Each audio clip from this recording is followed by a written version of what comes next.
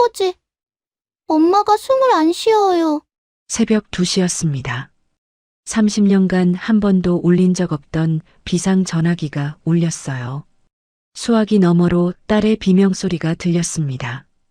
그리고 6살 손녀의 떨리는 목소리가 들려왔어요. 저는 그 순간 깨달았습니다. 30년간 숨겨왔던 괴물을 다시 꺼내야 한다는 거리요.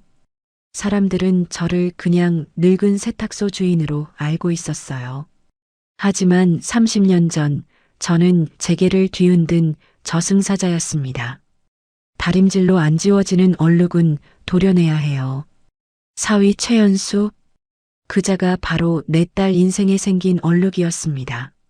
사연 시작 전 구독과 좋아요를 눌러주시면 그곳에 축복이 가득하시기를 바라겠습니다. 새벽 5시, 저는 언제나 그 소리에 눈을 뜹니다. 쉬익하고 스팀이 빠져나가는 소리요. 30년 된 구형 보일러가 예열되면서 내뿜는 그 소리가 저한테는 알람 시계보다 정확했어요. 이불을 걷어차고 일어나 세면대에서 찬물로 얼굴을 씻으면 거울 속에는 주름투성이 72살 노인이 서 있습니다.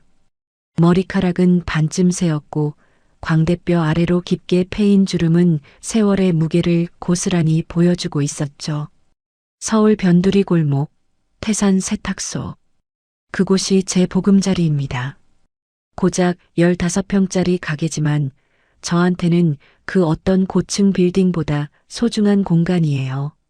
새벽마다 녹슨 셔터를 올리고 스팀 다리미에 불을 켜면 구석에 놓인 낡은 라디오에서 뉴스 소리가 흘러나옵니다. 저는 그 소리를 들으며 첫 번째 셔츠를 다리미판 위에 올려놓죠. 사람들은 세탁소 일이 단순하다고 생각합니다. 빨래 받고 돌리고 다리고 내주면 끝이라고요. 하지만 저는 다릅니다. 옷 한 벌에는 그 사람의 인생이 고스란히 배어 있거든요. 셔츠의 목대가 유독 진한 사람은 대개 영업직입니다. 하루 종일 고개를 숙이고 다니니까 그렇게 되는 거예요. 소매 끝이 유독 다른 사람은 사무직이죠. 책상에 팔을 괴고 일하니까요. 재킷 안쪽 주머니에서 담배 냄새가 나는 사람, 향수가 2종류 이상 섞여 있는 사람, 핏자국 같은 게 묻어 있는데 아무 말 없이 맡기고 가는 사람. 저는 그 모든 걸 읽어냅니다. 다만 입 밖으로 꺼내지 않을 뿐이죠. 그날 아침도 똑같이 시작됐습니다. 다림질을 하다 보니 어느새 9시가 넘었고 동네 아주머니들이 하나둘 빨래 보따리를 들고 찾아왔어요. 김씨네 아주머니는 남편 와이셔츠 3벌을 맡기며 한숨을 푹 쉬었고 박씨네 할머니는 손자 교복을 찾아가면서 용돈이라며 사탕 한 봉지를 카운터에 슬쩍 놓고 갔습니다. 더할 나위 없이 평범한 하루였어요. 적어도 그때까지는요. 점심때쯤 되자 가게 앞에 웬 젊은 놈 셋이 어슬렁거리며 나타났습니다. 머리를 노랗게 물들이고 입에 담배를 문 채로요. 동네에서 한두 번 본 적 있는 얼굴들이었어요. 소문에 의하면 골목에서 노인들한테 행패를 부리는 양아치들이라고 했죠. 그중 덩치가 제일 큰 놈이 가게 안으로 성큼 들어왔습니다. 카운터 위에 구겨진 점퍼를 툭 던지더니 턱을 치켜들었어요. 얼마야 할배. 저는 점퍼를 들어 찬찬히 살폈습니다. 기름때가 잔뜩 묻어 있었고 안감은 여기저기 찢어져 있었어요. 드라이에 수선까지 하면 15,000원은 받아야 하는 물건이었죠. 15,000원입니다. 뭐, 바가지 씌우는 거야? 놈이 눈을 부라렸습니다.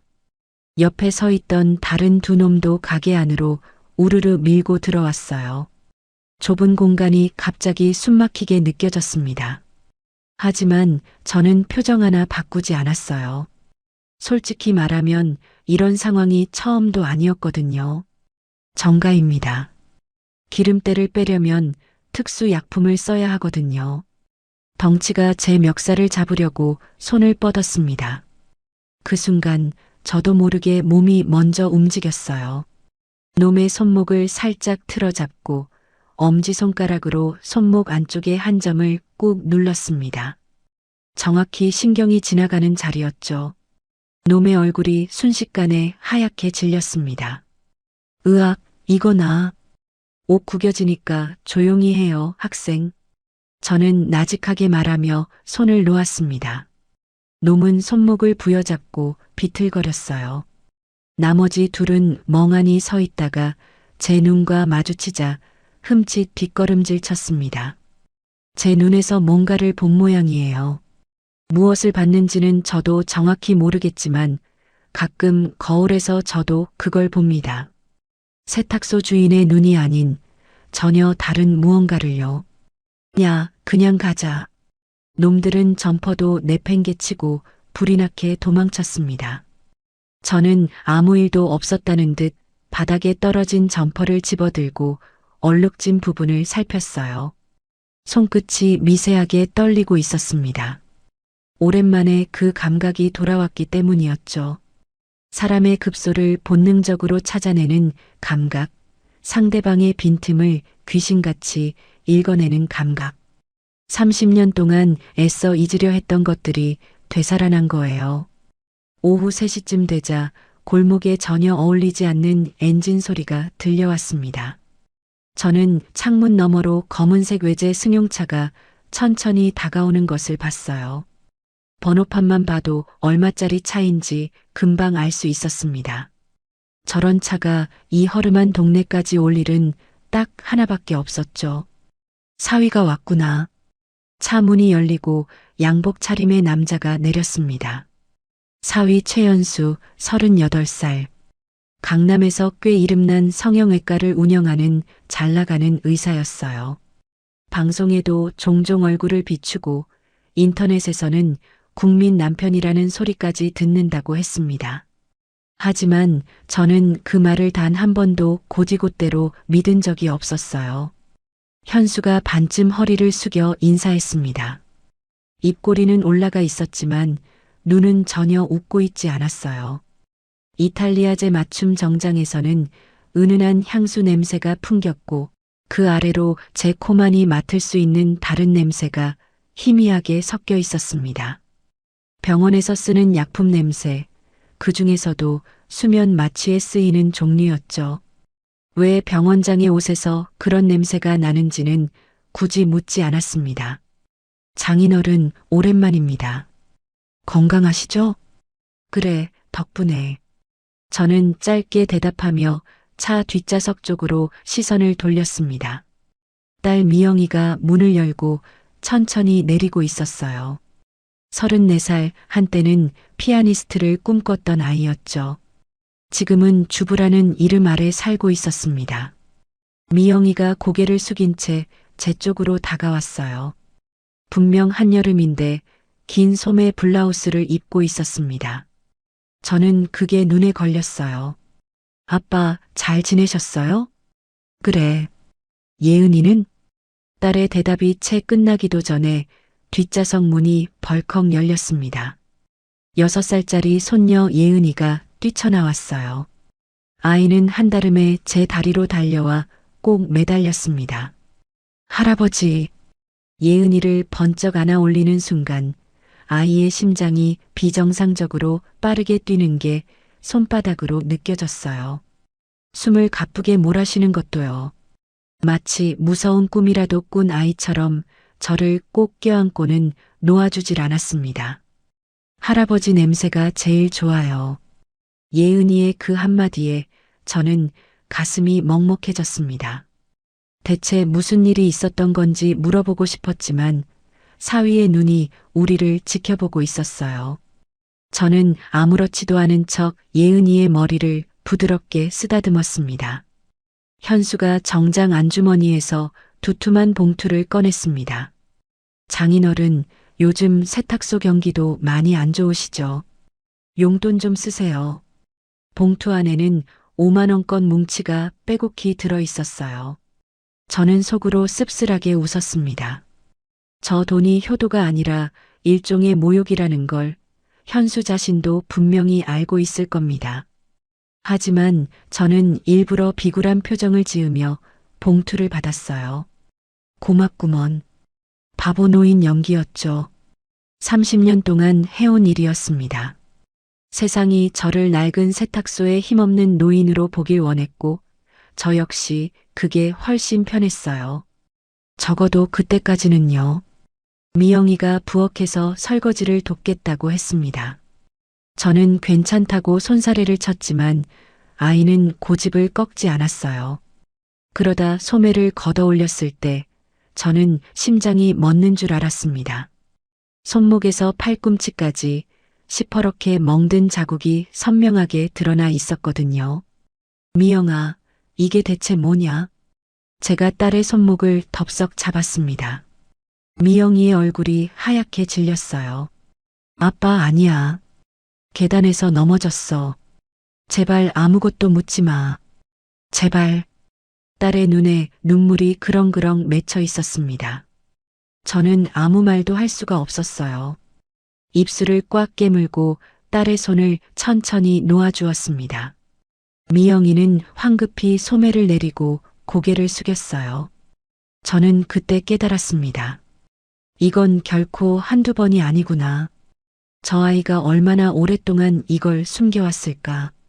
얼마나 무서웠을까? 가족이 떠날 시간이 되자 저는 예은이를 슬쩍 불러 창고로 데려갔습니다. 공구함 깊숙한 곳에서 곰인형 하나를 꺼냈어요.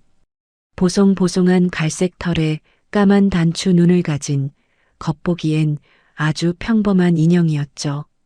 예은아, 이건 할아버지 친구분이 특별하게 만들어주신 거야. 저는 예은이 귀에 대고 낮은 목소리로 속삭였습니다. 무서운 일이 생기면 곰돌이 배꼽을 3초만 꾹 눌러. 그러면 할아버지한테 바로 전화가 오고 예은이 목소리도 다 녹음이 돼. 충전 안 해도 괜찮아. 특수한 배터리가 들어있거든. 예은이가 고개를 끄덕였습니다. 아이의 눈이 유난히 초롱초롱 빛났어요. 영특한 아이였죠. 제 말이 무슨 뜻인지 다 알아듣는 것 같았습니다. 차가 떠나는 것을 배웅하면서 저는 뒷유리에 비친 장면을 똑똑히 봤습니다.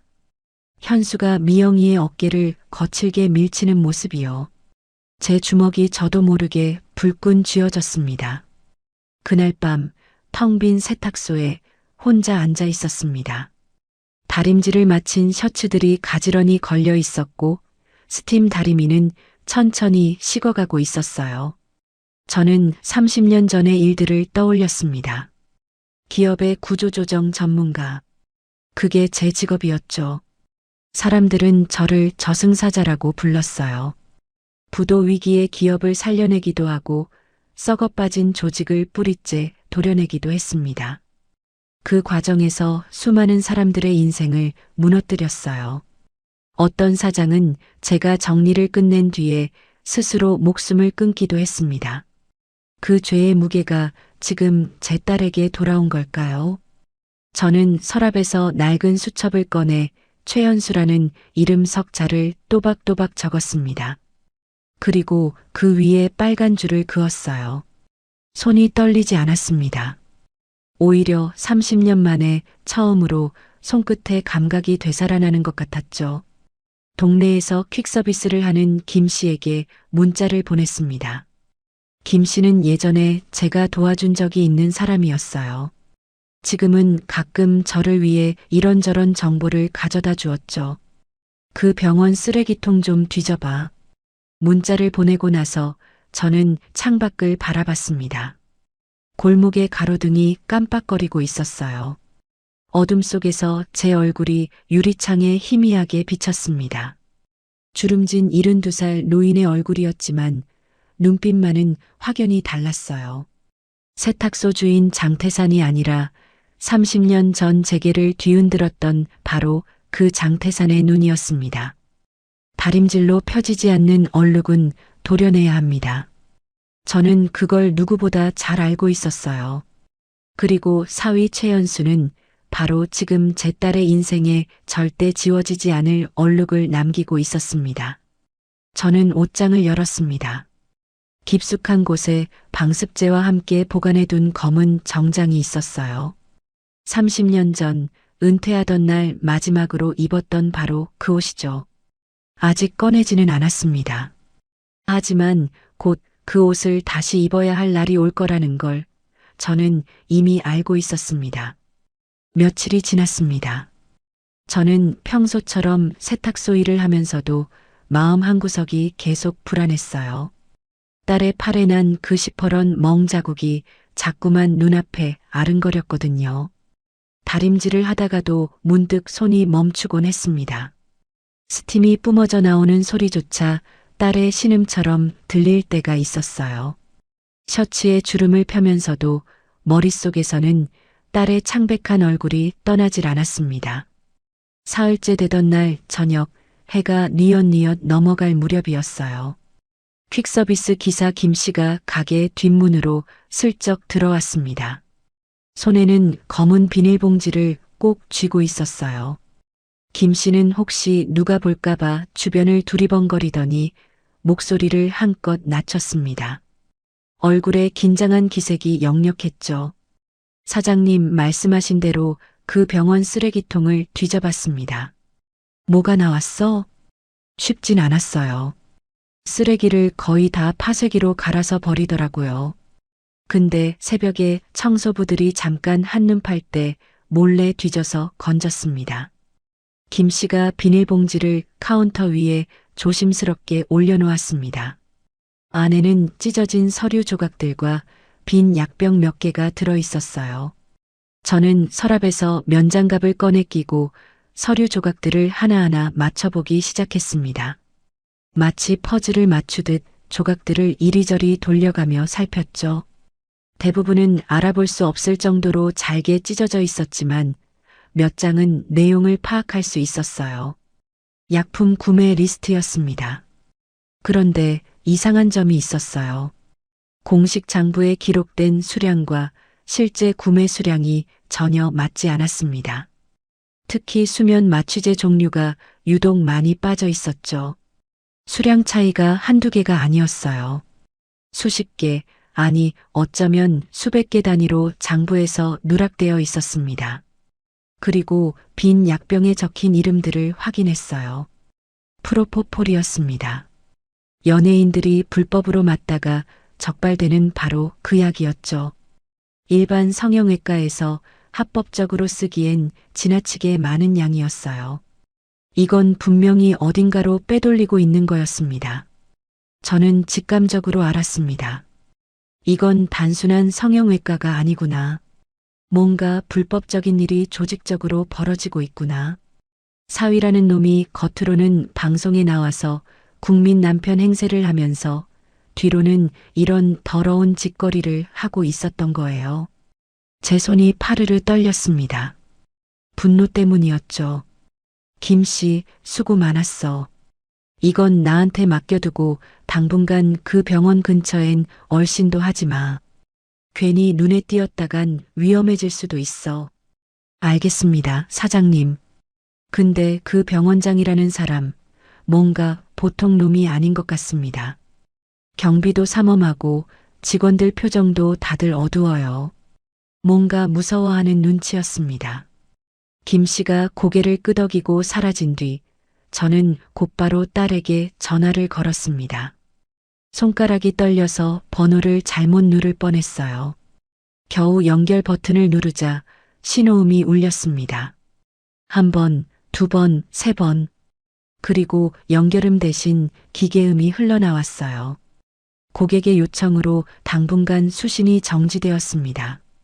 가슴이 철렁 내려앉았습니다. 수신 정지라니.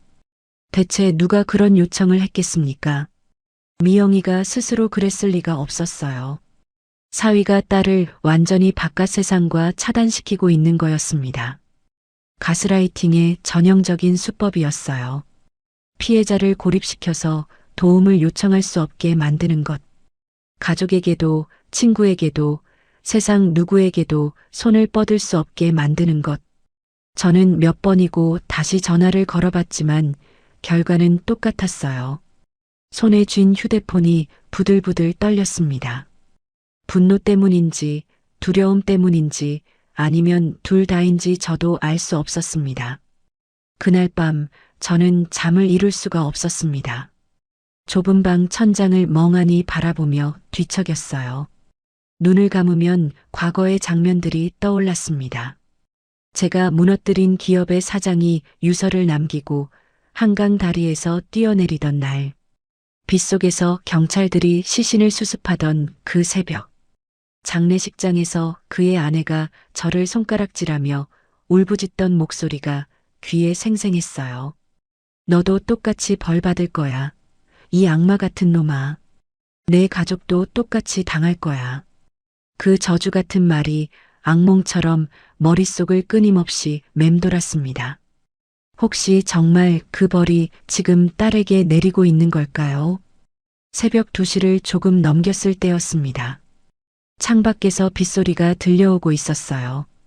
그때 머리맡에 놓아둔 낡은 휴대폰이 요란하게 울렸습니다. 저는 벌떡 몸을 일으켰어요. 이건 제가 평소에 쓰는 전화기가 아니었습니다. 고민형에 연결해둔 비상용 수신 전용 전화기였죠. 이 전화기를 마련해둔 이후로 한 번도 울린 적이 없던 물건이었어요. 그게 지금 울리고 있었습니다. 심장이 쿵하고 가슴 밑바닥까지 떨어지는 것 같았습니다. 화면에 뜬 발신자 이름은 예은이었어요. 저는 떨리는 손으로 통화 버튼을 눌렀습니다. 그 순간 귀를 찢는 듯한 비명소리가 수화기를 뚫고 쏟아져 들어왔어요. 딸의 비명이었습니다. 살면서 단 한 번도 들어본 적 없는 처절한 비명이었어요. 그리고 쿵쿵거리는 타격음, 유리 같은 무언가가 산산이 깨지는 소리, 무거운 가구가 쓰러지는 소리가 연달아 들려왔습니다. 죽어. 그냥 죽어버려. 사위의 목소리였습니다. 술에 취한 것인지 약에 취한 것인지 완전히 이성을 잃은 광기 어린 고함이었어요. 목소리가 찢어질 듯이 쉬어 있었고 숨소리는 짐승처럼 거칠었습니다. 사람의 목소리가 아니었어요. 악마의 목소리였습니다. 저는 숨을 멈춘 채 수화기에 귀를 바짝 기울였어요. 내가 너 때문에 손해본 게 얼마인 줄 알아? 투자자들한테 깨진 게 몇십억이야. 내가 뭔데 나한테 이래라 저래라야. 네가 뭔데? 또다시 둔탁한 타격음이 들렸습니다. 주먹이 살을 때리는 소리, 무언가 단단한 것이 부딪히는 소리. 딸의 신음소리가 점점 작아지더니 이내 아무 소리도 들리지 않았어요. 무섭도록 깊은 정적이 흘렀습니다. 저는 숨도 쉬지 못하고 수화기를 귀에 대고 있었어요. 그리고 한참 뒤에 예은이의 떨리는 목소리가 아주 작게 들려왔습니다. 속삭이듯 작은 목소리였어요. 할아버지, 엄마가 숨을 안 쉬어요. 엄마 눈이 안 떠져요. 할아버지, 무서워요. 아이의 울음소리가 수화기 너머로 새어나왔습니다. 겁에 질린 세상에서 가장 무서운 것을 본 6살짜리 아이의 울음소리였어요. 저는 그 순간 온몸에 피가 얼어붙는 것 같았습니다. 눈앞이 하얘졌어요. 하지만 동시에 머릿속이 차갑게 식으며 오히려 정신이 또렷해졌습니다. 공포가 아니었어요.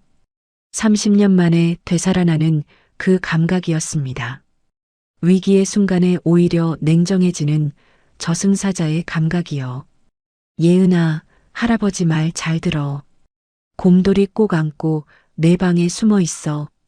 문 꼭 잠그고 절대로 나오지 마. 누가 문을 두드려도 열어주면 안 돼. 알겠지? 할아버지가 금방 갈게. 네, 할아버지. 빨리 와요. 전화를 끊고 저는 벌떡 일어났습니다. 온몸에 전기가 흐르는 것 같았어요. 옷장 깊숙한 곳에 손을 뻗었습니다. 방습제에 쌓여 30년을 기다린 검은 정장이 손에 잡혔어요. 비닐을 벗기자 오래된 나프탈렌 냄새와 함께 묵직한 무게감이 느껴졌습니다.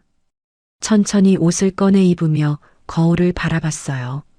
주름진 얼굴 위로 차가운 눈빛이 서렸습니다. 세탁소 주인 장태산은 이제 없었어요. 거울 속에는 기업의 저승사자 30년 전에 바로 그 사람이 서 있었습니다. 서랍에서 가죽 장갑과 호신용 지팡이를 꺼냈습니다. 그리고 10년 넘게 연락하지 않았던 번호를 눌렀어요. 신호음이 3번 울리자 졸린 목소리가 들려왔습니다. 여보세요, 누구세요? 이 시간에. 김 검사 나야. 장태산. 수화기 너머에서 숨소리가 딱 멎는 게 느껴졌습니다. 잠시 정적이 흐른 뒤 김서진 검사의 목소리가 확 달라졌어요. 졸음기가 싹 가시고 날카로워졌죠. 어르신, 무슨 일이십니까? 자네가 갚겠다던 빚 있잖아. 오늘 받으러 왔어. 지금 당장 강남 타워 팰리스로 병력 보내. 살인 미수 현장이야. 살인 미수요? 대체 무슨... 내 딸이야. 저는 그 한마디만 남기고 전화를 끊었습니다. 세탁소 뒤편 차고로 갔습니다. 먼지가 수북이 쌓인 천을 걷어내자 검은색 구형 승용차가 나타났어요. 시동을 걸자 묵직한 엔진 소리가 새벽 공기를 갈랐습니다. 비가 세차게 내리고 있었어요. 앞 유리를 때리는 빗줄기 사이로 가로등 불빛이 번져 보였습니다. 속도계 바늘이 올라갔습니다. 80, 100, 120. 빗길 고속도로를 질주하는 동안 제 손은 미동도 하지 않았어요. 백미러에 비친 제 눈에는 살기가 서려 있었습니다. 최연수, 오늘이 내 제삿날이다. 타워 팰리스 입구에서 경비원이 막으려 했지만 저는 속도를 줄이지 않았습니다. 차단기가 꺾이는 소리와 함께 차가 지하 주차장으로 진입했어요. 엘리베이터가 50층으로 올라가는 동안 저는 넥타이를 고쳐 맸습니다. 문 앞에 섰습니다. 만능 해제기로 잠금을 풀고 안으로 들어섰어요. 코를 찌르는 피 냄새가 먼저 저를 맞았습니다. 깨진 와인병, 찢어진 가족사진, 넘어진 화분, 그리고 바닥에 쓰러져 있는 딸. 미영이의 얼굴은 피투성이었어요. 저는 달려가 손목을 잡았습니다. 맥박이 가늘게 뛰고 있었어요. 살아 있었습니다. 그때 소파에서 최연수가 천천히 일어섰습니다. 손에 묻은 피를 셔츠에 대충 닦으며 위스키 잔을 태연하게 들어 올렸어요. 장인어른. 이 밤에 웬일이세요? 저는 천천히 일어서며 떨리는 목소리를 억눌렀습니다. 주먹이 부들부들 떨렸어요. 당장 저놈의 목을 비틀어 버리고 싶었습니다. 최연수, 너는 오늘 끝이다. 제 목소리는 낮고 차가웠습니다. 30년 동안 봉인해 두었던 저승사자의 목소리였어요. 최연수는 소파에 기대앉은 채 위스키 잔을 느긋하게 흔들었습니다. 잔 속의 얼음이 달그락거리는 소리가 고요한 거실에 유난히 크게 울렸어요. 놈의 흰 셔츠에는 핏자국이 여기저기 묻어 있었지만 표정은 마치 저녁 식사 후 여유를 즐기는 사람처럼 태연했습니다. 눈 하나 깜짝하지 않았어요. 마치 바닥에 쓰러진 아내가 보이지 않는다는 듯이요. 장인어른, 오해하지 마세요.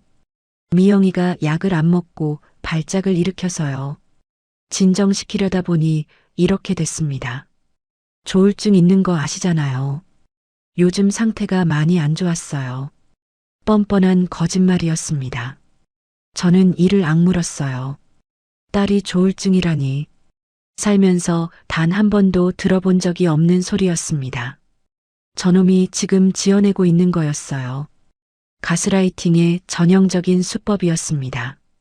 피해자를 정신병자로 몰아서 자기 폭력을 정당화하는 것. 당장 달려가서 목을 조르고 싶었지만 바닥에 쓰러진 딸의 가느다란 숨소리가 저를 붙잡았습니다.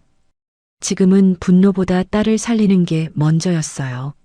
저는 미영이 곁에 무릎을 꿇고 상태를 살폈습니다. 가까이서 보니 상태가 더 심각했어요. 얼굴 왼쪽이 심하게 부어올라 눈을 뜰 수 없을 정도였고 입술은 찢어져 피가 턱 밑까지 흘러내리고 있었습니다. 오른쪽 눈 주위는 시퍼렇게 멍이 들어 있었어요. 코에서도 피가 나고 있었고 숨을 쉴 때마다 가슴에서 그르렁거리는 소리가 났습니다. 갈비뼈가 다친 것 같았어요. 맥박은 뛰고 있었지만 불규칙했습니다. 당장 병원에 가야 했어요. 주머니에서 휴대폰을 꺼내 119에 전화를 걸려는 순간 현수가 소파에서 벌떡 일어나 성큼 다가왔습니다. 그리고 제 손목을 세게 탁 쳤어요. 휴대폰이 바닥에 떨어져 미끄러졌습니다. 장인어른, 뭐 하시는 겁니까? 집안일인데 굳이 남들 부를 필요 없잖아요. 제가 알아서 처리할게요. 저는 놈의 눈을 똑바로 쳐다봤습니다. 차갑고 계산적인 눈이었어요. 술에 취한 것처럼 행동하고 있었지만 눈빛만은 말짱했습니다. 동공의 흔들림도 없었어요. 이 자식은 지금 자기가 뭘 하고 있는지 정확히 알고 있었습니다. 제 딸을 이렇게 만들어 놓고도 저렇게 태어날 수 있다니. 저는 천천히 몸을 일으켰습니다. 손이 부들부들 떨렸어요. 손녀는 어디 있지? 예은이요? 제 딸이니까 제가 알아서 할게요. 장인어른은 집에 돌아가세요. 그 순간 거실 구석 식탁 밑에서 작은 움직임이 눈에 들어왔습니다. 천이 살짝 흔들렸어요. 저는 현수를 밀치고 그쪽으로 빠르게 다가갔습니다. 식탁보 아래로 작은 발이 보였어요. 분홍색 수면 양말을 신은 작은 발이요. 천을 들추자 예은이가 웅크리고 있었습니다. 제가 선물한 곰인형을 꼭 껴안은 채 온몸을 부들부들 떨고 있었어요. 아이의 얼굴은 눈물과 콧물로 범벅이 되어 있었습니다. 눈이 공포에 질려 있었어요. 예은아, 할아버지야. 괜찮아. 이제 다 괜찮아. 저는 최대한 부드러운 목소리로 말하며 아이를 품에 안았습니다. 예은이가 제 목을 잇는 힘껏 껴안았어요. 작은 심장이 토끼처럼 빠르게 뛰고 있었습니다. 온몸이 얼음장처럼 차가웠어요. 얼마나 오랫동안 저기 숨어서 떨고 있었던 걸까요? 저는 한 손으로 아이의 눈을 가려주었습니다. 더 이상 이 참혹한 광경을 보지 않게요. 할아버지, 무서웠어요. 아빠가 엄마를 계속 때렸어요. 엄마가 울면서 그만하라고 했는데 아빠가 안 멈췄어요. 아이의 목소리가 떨렸습니다. 6살짜리가 봐서는 안 될 것을 본 거예요. 평생 지워지지 않을 상처를 받은 거였습니다. 저는 가슴이 찢어지는 것 같았어요. 심장이 쥐어짜이는 고통이 밀려왔습니다. 동시에 저 자식을 향한 사리가 불길처럼 치밀어 올랐어요. 이 손으로 저놈의 숨통을 끊어버리고 싶었습니다. 그때 현관문이 벌컥 열렸습니다. 덩치 큰 남자가 급하게 뛰어들어왔어요. 검은 양복에 이어폰을 꽂은 전형적인 경호원 차림이었습니다. 현수의 운전기사 겸 경호원이었죠. 키가 180은 넘어 보였고 어깨가 떡 벌어진 건장한 체격이었습니다. 사장님, 괜찮으십니까? 지하 경비실에서 연락이 왔습니다. 무슨 소란이 있다고 해서. 경호원이 거실을 둘러보다가 저를 발견하고는 눈을 가늘게 떴습니다. 그리고 현수를 향해 고개를 까딱했어요. 무언의 신호였죠. 현수가 턱짓을 하자 경호원이 저를 향해 성큼성큼 다가왔습니다. 눈빛이 사나웠어요. 어르신, 죄송하지만 나가주셔야겠습니다. 여기는 개인 사유지입니다. 젊고 건장한 남자였어요. 저보다 머리 하나는 더 컸고 어깨는 2배는 넓어 보였습니다. 팔뚝에 근육이 불끈불끈했어요. 힘으로는 절대 상대가 안 됐습니다. 하지만 저는 물러서지 않았어요. 예은이를 한쪽 팔로 안은 채 경호원의 움직임을 주시했습니다.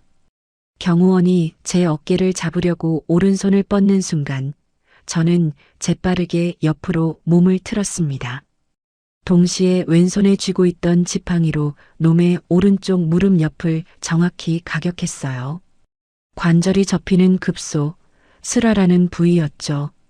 젊은이의 힘은 강하지만 급소는 누구에게나 똑같이 아픕니다. 경호원이 비명을 지르며 한쪽 무릎을 꿇었습니다. 흑, 이 노인네가. 저는 뒤로 물러서며 예은이를 등 뒤로 감쌌습니다. 경호원이 이를 악물고 다시 일어서려 했어요. 눈에 핏발이 서 있었습니다. 하지만 그때 복도에서 여러 사람의 발소리가 우당탕 들려왔어요. 현관문이 다시 열리더니 김서진 검사가 경찰 4명을 이끌고 들이닥쳤습니다. 경찰입니다. 모두 움직이지 마세요. 서진이가 현장을 재빠르게 훑어봤습니다. 바닥에 피투성이로 쓰러진 미영이, 핏자국 묻은 셔츠를 입고 서 있는 현수, 무릎을 꿇고 있는 경호원, 가리고 아이를 안고 있는 저를 번갈아 봤어요. 서진이의 얼굴이 순식간에 굳어졌습니다.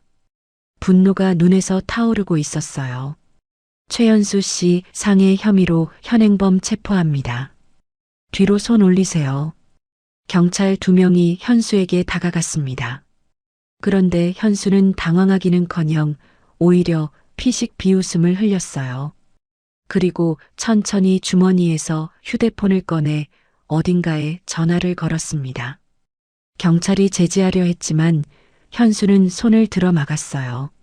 네, 접니다. 지금 집에 경찰이 들이닥쳤는데요.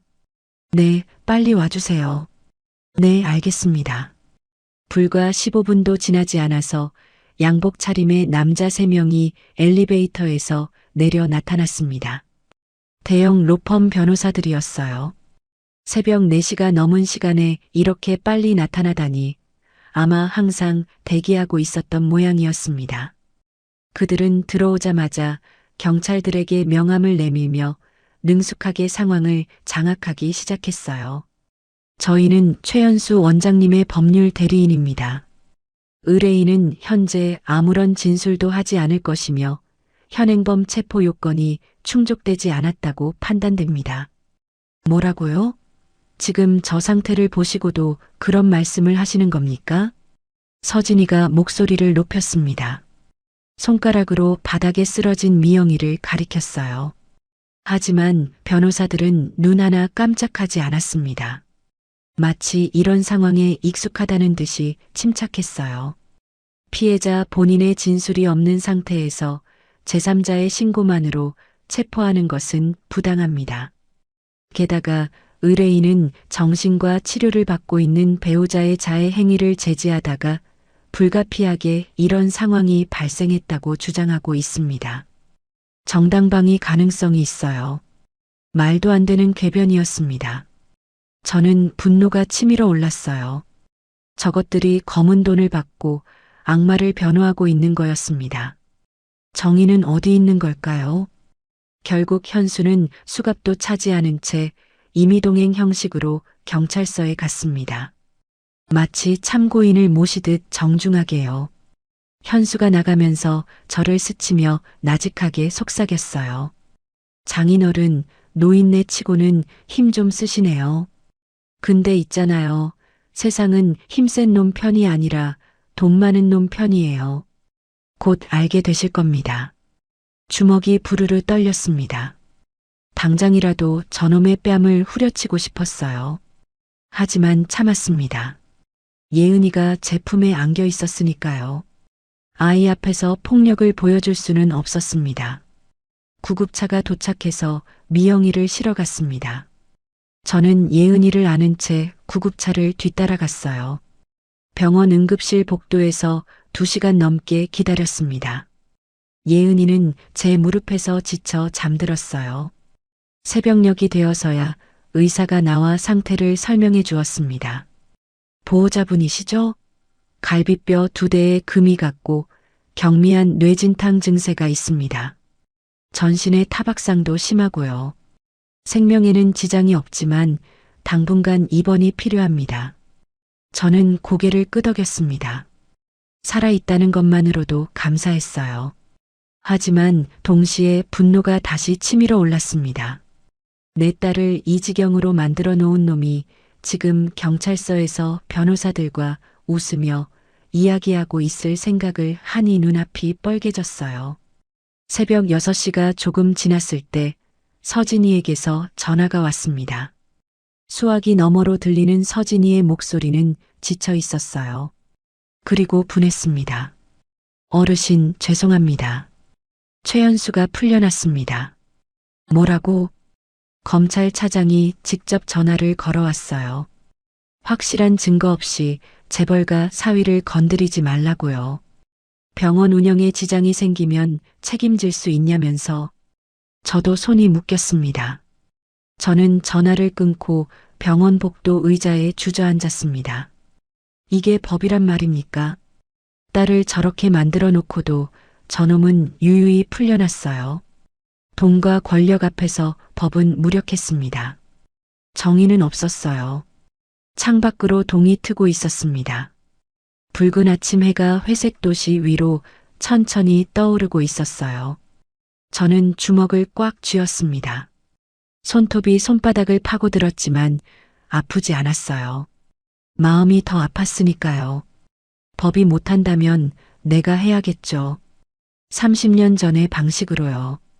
저는 기업을 무너뜨리는 일을 해왔습니다. 사람이 아니라 시스템을요. 최연수가 가진 병원, 돈, 명예. 그 모든 것을 하나하나 무너뜨릴 겁니다. 합법적으로 하지만 가장 치명적으로요.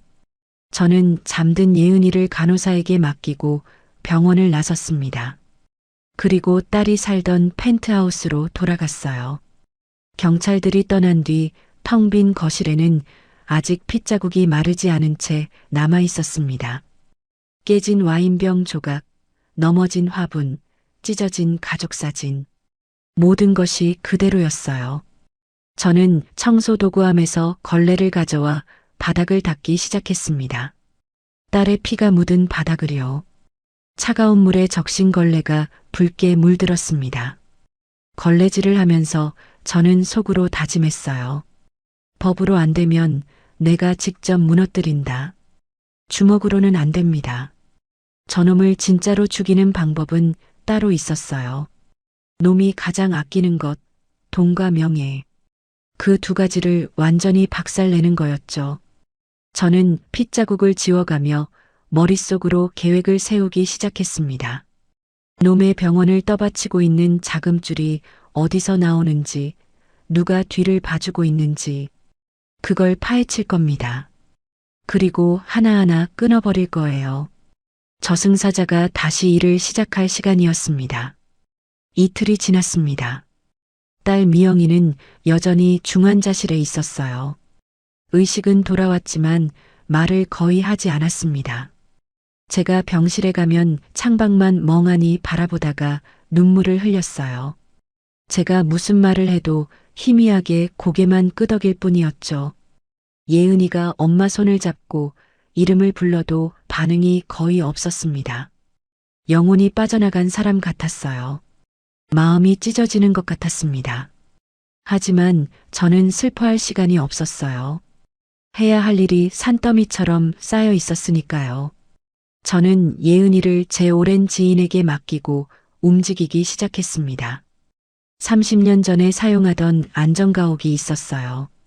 서울 외곽의 낡은 다세대 주택 지하실이었죠. 먼지가 수북이 쌓여 있었지만 기본적인 시설은 그대로였습니다. 저는 그곳에 상황판을 만들었어요. 벽에 현수의 사진을 붙이고 그 주변으로 관련 인물들의 사진과 이름을 빨간 실로 연결했습니다. 마치 수사관들이 하는 것처럼요. 전쟁을 하려면 적을 알아야 했습니다. 김 씨가 가져온 병원 쓰레기에서 찾은 서류 조각들을 다시 꼼꼼히 분석했습니다. 밤새 조각들을 맞추고 내용을 해독했어요. 그리고 옛 부하 한 명에게 연락을 했습니다. 박윤식, 지금은 명동에서 사채업을 하고 있지만 30년 전에는 저와 함께 기업 구조 조정을 했던 사람이었어요. 금융 쪽 정보는 그만한 사람이 없었죠. 어둠의 경로를 통해 기업의 진짜 재무 상태를 파악하는데 천재적인 능력이 있었습니다. 안전가옥에서 윤식을 만났습니다. 세월이 흘러 머리가 반백이 되었지만 눈빛만은 여전히 날카로웠어요. 양복 차림에 금시계를 차고 있었는데 명동의 큰손답게 풍채가 당당했습니다. 형님, 정말 오랜만입니다. 연락을 끊으신 줄 알았어요. 무슨 일이십니까? 내 사위 병원 재무제표 좀 구해줘. 공식 장부 말고 진짜 장부. 이면 장부. 윤식이가 고개를 끄덕였습니다. 눈빛이 반짝였어요. 옛날 일할 때 그 눈빛이었죠. 그리고 정확히 사흘 뒤 두툼한 서류 봉투를 들고 다시 나타났습니다. 저는 서류를 받아 한 장 한 장 천천히 넘기며 살폈습니다. 숫자들이 눈앞에서 춤을 추었어요. 오랜만에 보는 재무제표였지만 제 눈은 녹슬지 않았습니다. 30년 전의 감각이 되살아났어요. 형님, 이 병원 겉으로는 성형외과인데 실상은 완전히 다릅니다. 수익의 절반 이상이 프로포폴 관련이에요. 정치인, 연예인, 재벌 자녀들한테 불법 투약하고 돈 받는 구조입니다. 일종의 마약 살롱이죠. 한 번 투약에 수백만 원씩 받아요. 저는 고개를 끄덕였습니다. 예상했던 대로였어요. 그래서 저놈이 그렇게 돈이 많았던 거였습니다. 하지만 진짜 중요한 건 따로 있었어요. 물주가 누구야? 이 병원 확장하는 데 들어간 돈이 최소 수백억은 될 텐데. 은행 대출만으론 안 돼. 윤식이가 서류 뒷부분을 펼쳤습니다. 투자자 명단이 적혀 있었어요. 3명의 이름이 굵은 글씨로 눈에 들어왔습니다. 한성건설 김동우 회장, 한빛저축은행 박상훈 행장, 그리고 전직 국회의원 이재만. 저는 그 이름들을 보고 헛웃음이 나왔어요. 입꼬리가 저절로 올라갔습니다. 이 사람들이 물주였어? 네, 형님. 혹시 아시는 분들입니까? 알다마다요. 이 3사람은 20년 전 IMF 외환위기 때 저와 깊이 얽힌 사람들이었습니다. 당시 저는 부도 위기에 몰린 기업들을 정리하면서 이들의 치명적인 비리를 알게 됐어요. 김동우는 건설 현장에서 뒷돈을 받아 챙겼고 박상우는 불법 대출로 수십억을 빼돌렸으며 이재만은 선거 자금 문제가 있었죠. 저는 그걸 묻어주는 대신 그들에게 빚을 지게 만들었습니다. 언젠가 써먹을 수 있는 카드로요. 그 카드를 20년 동안 단 한 번도 쓰지 않았어요. 마치 오늘을 위해 아껴두었던 것처럼요. 윤씨가 수고했어. 나머지는 내가 직접 처리할게. 저는 그날 오후 골프장으로 향했습니다. 한성건설 김동우 회장이 라운딩을 하고 있다는 정보를 입수했거든요. 경기도 외곽의 회원제 고급 골프장이었습니다. 저는 회원이 아니었지만 예전 인맥을 동원해 안으로 들어갔어요. 15번 홀 근처 나무 그늘 아래에서 기다렸습니다. 초여름 햇살이 따가웠지만 참았어요. 얼마 뒤 김동우 회장이 카트를 타고 다가왔습니다. 20년 전보다 훨씬 살이 쪘고 머리는 완전히 벗겨져 있었어요. 형광색 골프복 차림에 고급 시계를 찬 전형적인 재벌 모습이었죠. 캐디가 2명이나 따라붙어 있었습니다. 그가 저를 발견하고는 눈을 가늘게 떴어요. 처음에는 못 알아보는 것 같았습니다. 누구? 혹시 장 실장님? 오랜만이네, 김 회장. 김동우의 얼굴이 순간 하얗게 질렸습니다. 손에 들고 있던 골프채가 미끄러져 바닥에 떨어졌어요. 20년 전의 기억이 떠올랐겠죠.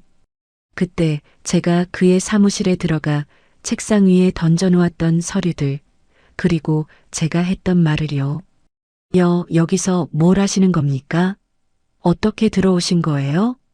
저는 대답 대신 품에서 낡은 봉투 하나를 꺼냈습니다.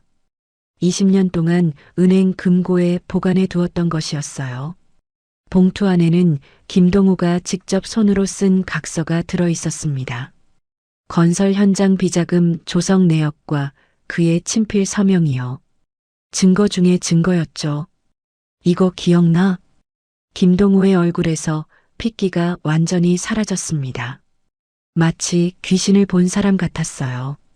손에 들고 있던 음료수 병이 떨리기 시작했습니다. 그건 공소시효가 지났으니까 법적으론 안전해. 감옥에 갈 일은 없어. 근데 이게 세상에 공개되면 어떻게 될까? 언론에 딱 뿌리면 내 회사, 내 가족, 내 명예. 다 끝이야. 손자들이 학교에서 손가락질 받겠지. 김동우가 주르르 무릎을 꿇었습니다. 골프장 푸른 잔디 위에 비싼 골프복 바지가 더럽혀지는 것도 아랑곳하지 않고 두 손을 모았어요. 70이 넘은 노인이 또 다른 노인 앞에 무릎을 꿇는 광경이었습니다. 주변에 있던 캐디들이 당황해서 어쩔 줄 몰라 했어요.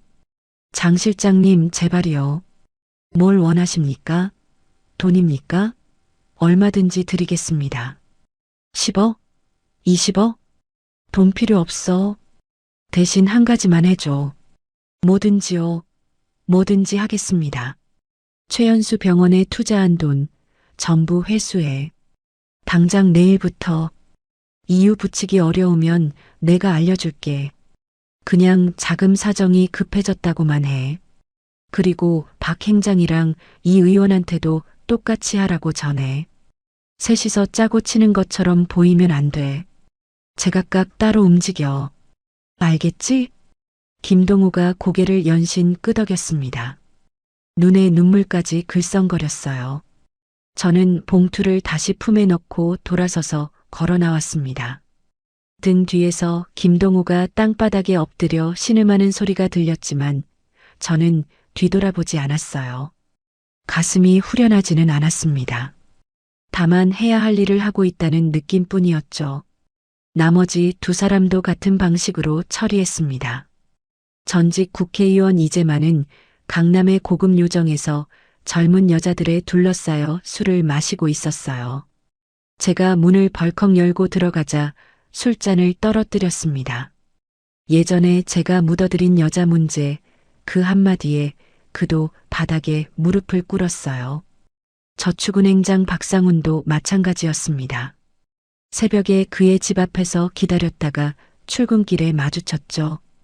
20년 전 불법 대출 서류를 보여주자 그 자리에서 얼굴이 흑빛으로 변했습니다. 다음 날부터 효과가 나타나기 시작했습니다. 현수의 병원법인 카드가 갑자기 정지됐어요. 거래처에서 물건값을 지불하려는데 카드가 안 됐다는 겁니다. 은행에서는 대출 연장을 거부한다는 통보가 날아왔습니다. 투자자들이 약속이라도 한 듯 일제히 자금을 회수하기 시작한 거였죠. 저는 안전가옥에 설치한 도청 장치를 통해 현수의 전화 통화를 실시간으로 들었어요. 그 자식은 미친 듯이 투자자들에게 전화를 돌리고 있었습니다. 목소리에 초조함이 가득했어요.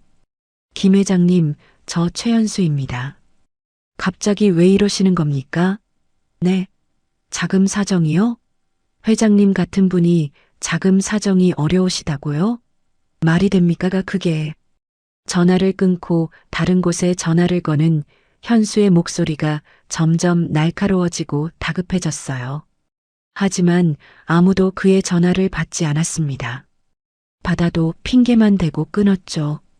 3명의 투자자가 모두 제 지시대로 움직이고 있었거든요. 이 의원님도요? 대체 무슨 일입니까? 다들 왜 이러시는 거예요? 수화기 너머로 현수가 책상을 내리치는 소리가 들렸습니다. 유리 깨지는 소리도요.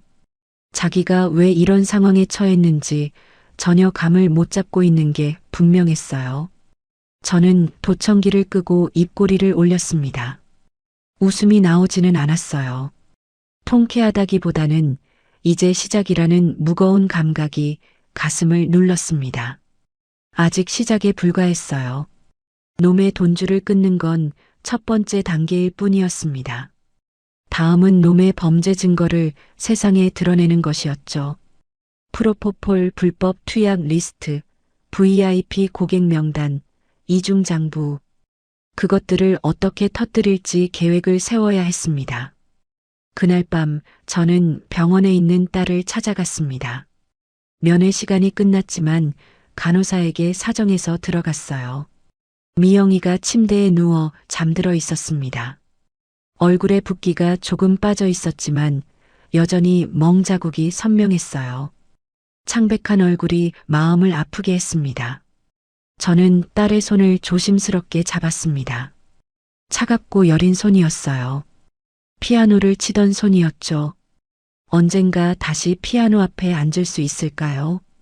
미영아, 조금만 기다려라. 아버지가 다 정리해 줄게. 저놈이 내 인생에 남긴 얼룩, 내가 반드시 지워줄게. 예은이 걱정도 하지 마. 할아버지가 잘 돌보고 있어. 딸의 감은 눈에서 눈물이 한 줄기 흘러내렸습니다. 잠결에도 제 말을 들은 것 같았어요. 저는 딸의 이마에 조심스럽게 입을 맞추고 병실을 나왔습니다. 복도의 형광등 불빛이 유난히 차갑게 느껴졌어요. 병원 밖으로 나와 밤하늘을 올려다봤습니다. 구름 사이로 별이 몇 개 보였어요. 30년 전에도 이런 밤이 있었죠. 적을 하나씩 무너뜨리던 그 시절의 밤이요. 놈은 아직 자기가 왜 무너지고 있는지 모르고 있었어요. 투자자들이 왜 갑자기 등을 돌렸는지, 은행이 왜 대출을 막았는지, 그게 다 한 사람의 손에서 나온 일이라는 걸 상상도 못하고 있겠죠. 세탁소 노인이 자기 목줄을 쥐고 있다는 걸요. 곧 알게 될 겁니다. 자기가 그토록 무시하고 조롱했던 늙은 장인이 사실은 놈의 모든 것을 무너뜨릴 수 있는 사람이었다는 거요. 저는 주머니에 손을 넣고 천천히 걸었습니다. 전쟁은 이제 막 시작됐어요. 그리고 저는 절대 지지 않을 겁니다. 현수의 반격은 생각보다 빨랐습니다. 놈이 그냥 당하고만 있을 리가 없었죠. 저는 그걸 알면서도 어딘가 방심했던 것 같아요. 돈줄을 끊으면 놈이 알아서 무너질 거라고 너무 쉽게 생각했던 겁니다. 일주일 뒤 아침이었습니다. 세탁소 문을 열고 녹슨 셔터를 올리려는데 골목 입구에 사람들이 웅성거리고 있었어요. 처음에는 무슨 동네 행사라도 있나 싶어 대수롭지 않게 생각했습니다. 그런데 그 사람들이 카메라와 마이크를 들고 제 가게 쪽으로 우르르 몰려오기 시작했어요. 기자들이었습니다. 방송국 로고가 선명하게 박힌 마이크가 제 얼굴 앞으로 쑥쑥 들이밀어졌어요. 저기요, 장태산 씨 맞으시죠? 과거에 기업 구조조정 일을 하셨다면서요? 전직 조폭이라는 소문이 있던데 사실입니까? 사위를 폭행했다는 게 사실인가요? 한 말씀 해주세요.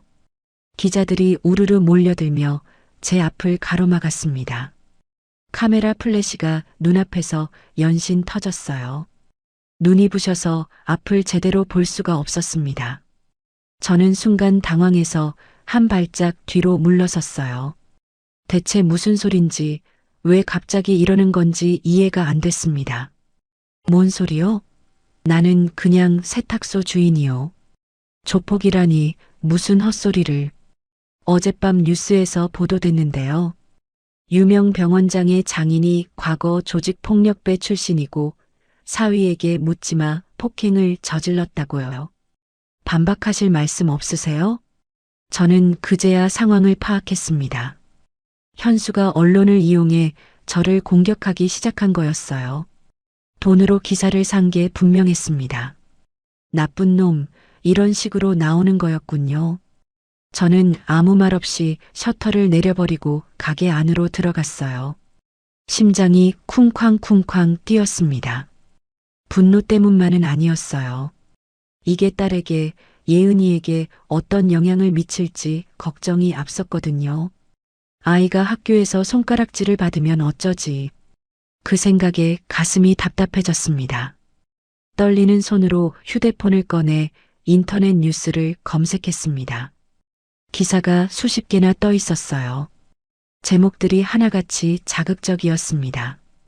유명 병원장 장인, 알고 보니 조폭 출신, 묻지마 난동의 전말, 치매 노인의 폭주인가, 가정폭력 피해자인 사위. 기사 내용은 전부 왜곡과 거짓이었습니다. 제가 과거에 기업 구조조정을 한 건 사실이지만 조폭이었던 적은 단 한 번도 없었어요. 오히려 조폭들과 맞서 싸운 적이 더 많았죠. 하지만 사람들은 그런 자극적인 제목에 쉽게 끌리게 마련이었습니다. 댓글들이 수천 개 달려 있었습니다. 대부분 저를 욕하는 내용이었어요. 저런 미친 노인 때문에 사위가 고생한다. 딸이 불쌍하다. 감옥에 집어넣어야 한다. 치매 검사부터 받아라.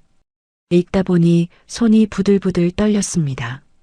평생 남의 시선 따위 신경 쓰지 않고 살아왔는데 이렇게 억울한 적은 난생 처음이었어요. 분노보다 허탈함이 밀려왔습니다. 그날 오후 상황은 더 악화됐습니다. 유튜버들이 세탁소 앞에 떼거리로 몰려온 거예요. 요즘 유행한다는 취재 유튜버들이었습니다. 그들은 스마트폰 카메라를 들이대며 생중계를 시작했어요. 시청자 여러분, 여기가 바로 그 살인미수범의 가게입니다. 보이시죠? 저 낡은 간판이요. 장태산 씨 나오세요. 해명 좀 해보세요. 저는 셔터를 내린 채 가게 안에 웅크리고 있었습니다. 불도 켜지 않았어요. 어둠 속에서 무릎을 껴안고 앉아 있었습니다. 밖에서 들리는 조롱 섞인 목소리가 칼날처럼 가슴을 찔렀어요. 킬킬거리는 웃음소리, 일부러 크게 떠드는 소리. 주먹을 꽉 쥐었습니다. 뛰쳐나가서 저것들을 당장 혼내주고 싶었지만 참았어요. 그러면 정말로 폭력범이 되는 거니까요. 놈들의 함정에 빠지는 거였습니다. 밤 9시가 넘어서야 유튜버들이 하나둘 떠났습니다. 저는 조용히 셔터를 올리고 가게 앞을 쓸었어요. 누군가 던진 계란 껍데기와 음료수 캔, 쓰레기가 여기저기 널려 있었습니다. 욕설이 적힌 종이도 있었어요. 손이 떨렸지만 묵묵히 쓸었습니다. 이 정도로 무너질 내가 아니었어요. 더 힘든 일도 겪어봤으니까요. 그런데 진짜 문제는 그날 밤에 일어났습니다. 밤 11시가 넘었을 때였어요. 영업을 끝내고 뒷정리를 하고 있었습니다. 내일 아침에 찾아갈 옷들을 분류하고 있었죠. 그때 셔터를 두드리는 소리가 들렸어요. 쾅, 쾅, 쾅. 처음에는 술 취한 사람인가 싶었습니다. 하지만 소리가 점점 세졌어요. 그리고 쇠파이프로 내리치는 듯한 굉음이 터졌습니다. 셔터가 찌그러지기 시작했어요. 페인트가 벗겨지고 금속이 휘어지는 소리가 났습니다. 저는 재빨리 가게 안에 불을 끄고 카운터 뒤에 몸을 숨겼습니다. 심장이 미친 듯이 뛰었어요. 귀를 기울이며 숨을 죽였습니다. 몇 초 뒤 셔터가 강제로 들어 올려지며 검은 마스크를 쓴 남자 4명이 가게 안으로 쏟아져 들어왔어요. 손에는 쇠파이프와 야구 방망이가 들려 있었습니다. 형형색색의 문신이 팔뚝에 보였어요. 노인네 어디 있어? 나와. 숨어봤자 소용없어. 흥신소 깡패들이었습니다. 현수가 보낸 게 틀림없었어요.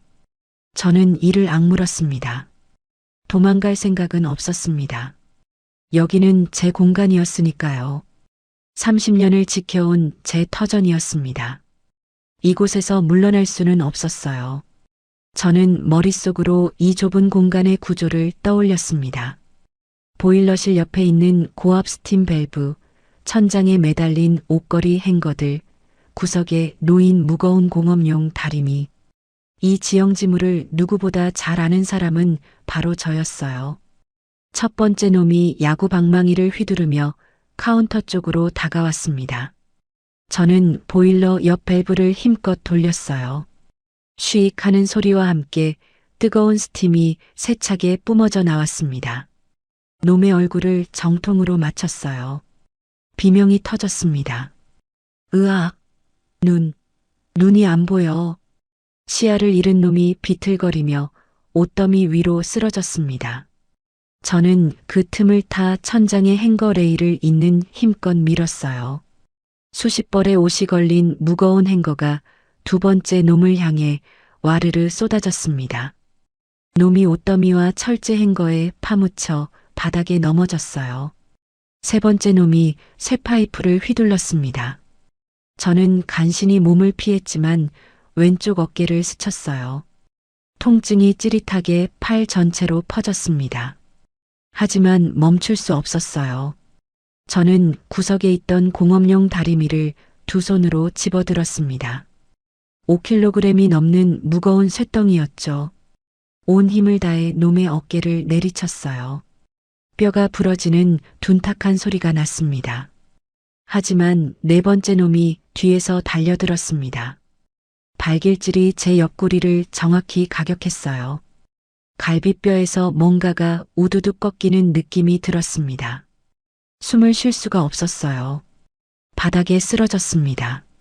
놈이 저를 내려다보며 쇠파이프를 높이 들어 올렸습니다. 죽을 수도 있겠다는 생각이 스쳤어요. 그 순간 제 눈에 바닥에 떨어진 가족사진 액자가 들어왔습니다. 유리가 깨진 액자 속에서 딸과 예은이가 웃고 있었어요. 놈의 발이 그 사진을 밟으려 하고 있었습니다. 저도 모르게 손이 움직였어요. 바닥에 흩어진 옷핀 뭉치를 집어 놈의 발목을 잇는 힘껏 찔렀습니다. 놈이 비명을 지르며 뒤로 비틀거렸어요. 그때 멀리서 경찰 사이렌 소리가 들려왔습니다. 야, 경찰이다. 빠져. 놈들이 부랴부랴 도망쳤습니다. 저는 피투성이가 된 채 차가운 바닥에 누워 거친 숨을 몰아쉬었어요. 온몸이 불덩이처럼 아팠습니다. 하지만 저는 찢어진 가족 사진을 손에 꼭 쥐고 있었습니다. 경찰이 도착했지만 그들은 피해자인 저를 오히려 폭행 혐의로 입건하려 했어요. 현수의 입김이 경찰에까지 닿아 있는 거였습니다. 세상이 온통 놈의 편인 것 같았어요. 돈과 권력 앞에서 정의는 무력했습니다. 병원에서 갈비뼈 치료를 받았습니다. 2대의 금이 갔고 전신에 타박상을 입었어요. 의사가 최소한 2주일은 안정을 취해야 한다고 했지만 저는 들은 척도 하지 않았습니다. 침대에 누워 천장을 바라보며 생각했어요. 이대로 당하고만 있을 수는 없었습니다. 저는 떨리는 손으로 휴대폰을 꺼내 현수에게 직접 전화를 걸었습니다. 신호음이 3번 울리고 놈의 목소리가 들려왔어요. 느긋하고 여유로운 목소리였습니다. 승자의 목소리였죠. 아, 장인어른. 밤늦게 웬일이세요? 혹시 어디 다치셨어요? 비웃는 게 뻔히 느껴졌습니다. 저는 이를 악물었어요. 내 가게 부순가 비싸게 받을 거다. 무슨 말씀이신지. 저는 아무것도 모르는데요. 아, 혹시 요즘 뉴스 보셨어요? 장인어른 이야기가 많이 나오던데. 유명해지셨네요. 현수의 킬킬거리는 웃음소리가 귀를 찔렀습니다. 저는 주먹을 꽉 쥐었어요.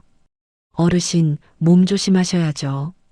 연세가 있으신데 이렇게 무리하시면 큰일 나요. 다음엔 실수로 집에 불이 날 수도 있거든요. 아, 그리고 예은이 학교도 알아봐야겠네. 요즘 학교에서 왕따가 유행이라던데. 손녀를 건드린다는 말에 저는 이성의 끈이 끊어지는 걸 느꼈습니다. 눈앞이 빨갛게 물들었어요. 심장이 터질 것처럼 뛰었습니다. 6살짜리 아이를 협박수단으로 쓰다니. 이건 인간의 탈을 쓴 악마였어요. 최연수, 너는 선을 넘었다. 이제 끝이야. 끝이라고요? 뭐가요? 두고 봐라. 전화를 끊고 저는 침대 위에 한참 앉아 있었습니다. 분노로 온몸이 떨렸어요. 하지만 그 분노 속에서 오히려 머리가 맑아졌습니다. 감정에 휘둘리면 안 됐어요. 놈을 이기려면 냉정해야 했습니다. 저는 결심했습니다. 더 이상 그늘에 숨어서 움직이지 않겠다고요. 놈이 나를 공격한다면 나도 정면으로 맞서겠다고요. 놈이 세상에 저를 폭로했듯이 저도 놈의 모든 것을 세상에 드러내겠다고요. 부러진 갈비뼈의 통증을 참으며 침대에서 일어났습니다. 비틀거렸지만 이를 악물고 버텼어요. 그리고 옷장에서 가장 아끼던 새하얀 와이셔츠를 꺼냈습니다. 피가 묻을까봐 아껴뒀던 옷이었죠. 30년 넘게 간직해온 최고급 면 셔츠였어요. 다리미를 꺼내 천천히 주름을 펴기 시작했습니다. 쉬익 하는 스팀 소리가 조용한 병실에 울려 퍼졌어요. 다림질을 하면서 마음을 가라앉혔습니다. 주름 하나 없이 제 결의처럼 빳빳하게 만들었어요. 거울에 비친 제 모습을 바라봤습니다. 붕대를 감은 노인의 모습이었지만 눈빛만은 30년 전과 똑같았어요. 저승사자의 눈이었습니다. 이제 전쟁의 마지막 단계로 들어갈 시간이었어요. 누가 이기나 끝까지 가보는 겁니다. 김서진 검사에게 전화를 걸었습니다. 김 검사, 나야. 내가 미끼가 되겠어. 놈의 병원 확장 기념 파티가 언제지? 3일 뒤입니다. 어르신, 대체 무슨 생각을? 그날 모든 걸 끝낸다. 파티 이틀 전이었습니다. 저는 안전가옥에서 마지막 준비를 하고 있었어요. 현수 병원의 프로포폴 불법 투약 리스트, VIP 고객 명단, 이중 장부 사본. 그 모든 증거를 파티장에서 터뜨릴 계획이었죠. 언론사 기자 3명도 미리 섭외해 두었고 녹음기와 소형 카메라도 준비했습니다. 모든 게 순조로웠어요. 적어도 그때까지는요. 오후 4시쯤 서진이에게서 전화가 왔습니다. 목소리가 심상치 않았어요. 평소의 또렷함이 사라지고 떨리고 있었습니다. 뭔가 잘못됐다는 걸 직감적으로 알 수 있었어요. 어르신, 큰일 났습니다. 최연수가 미영 씨를 퇴원시켜서 데려갔어요. 뭐라고? 심장이 철렁 내려앉았습니다. 온몸에서 힘이 빠져나가는 것 같았어요. 미영이는 아직 치료 중이었습니다.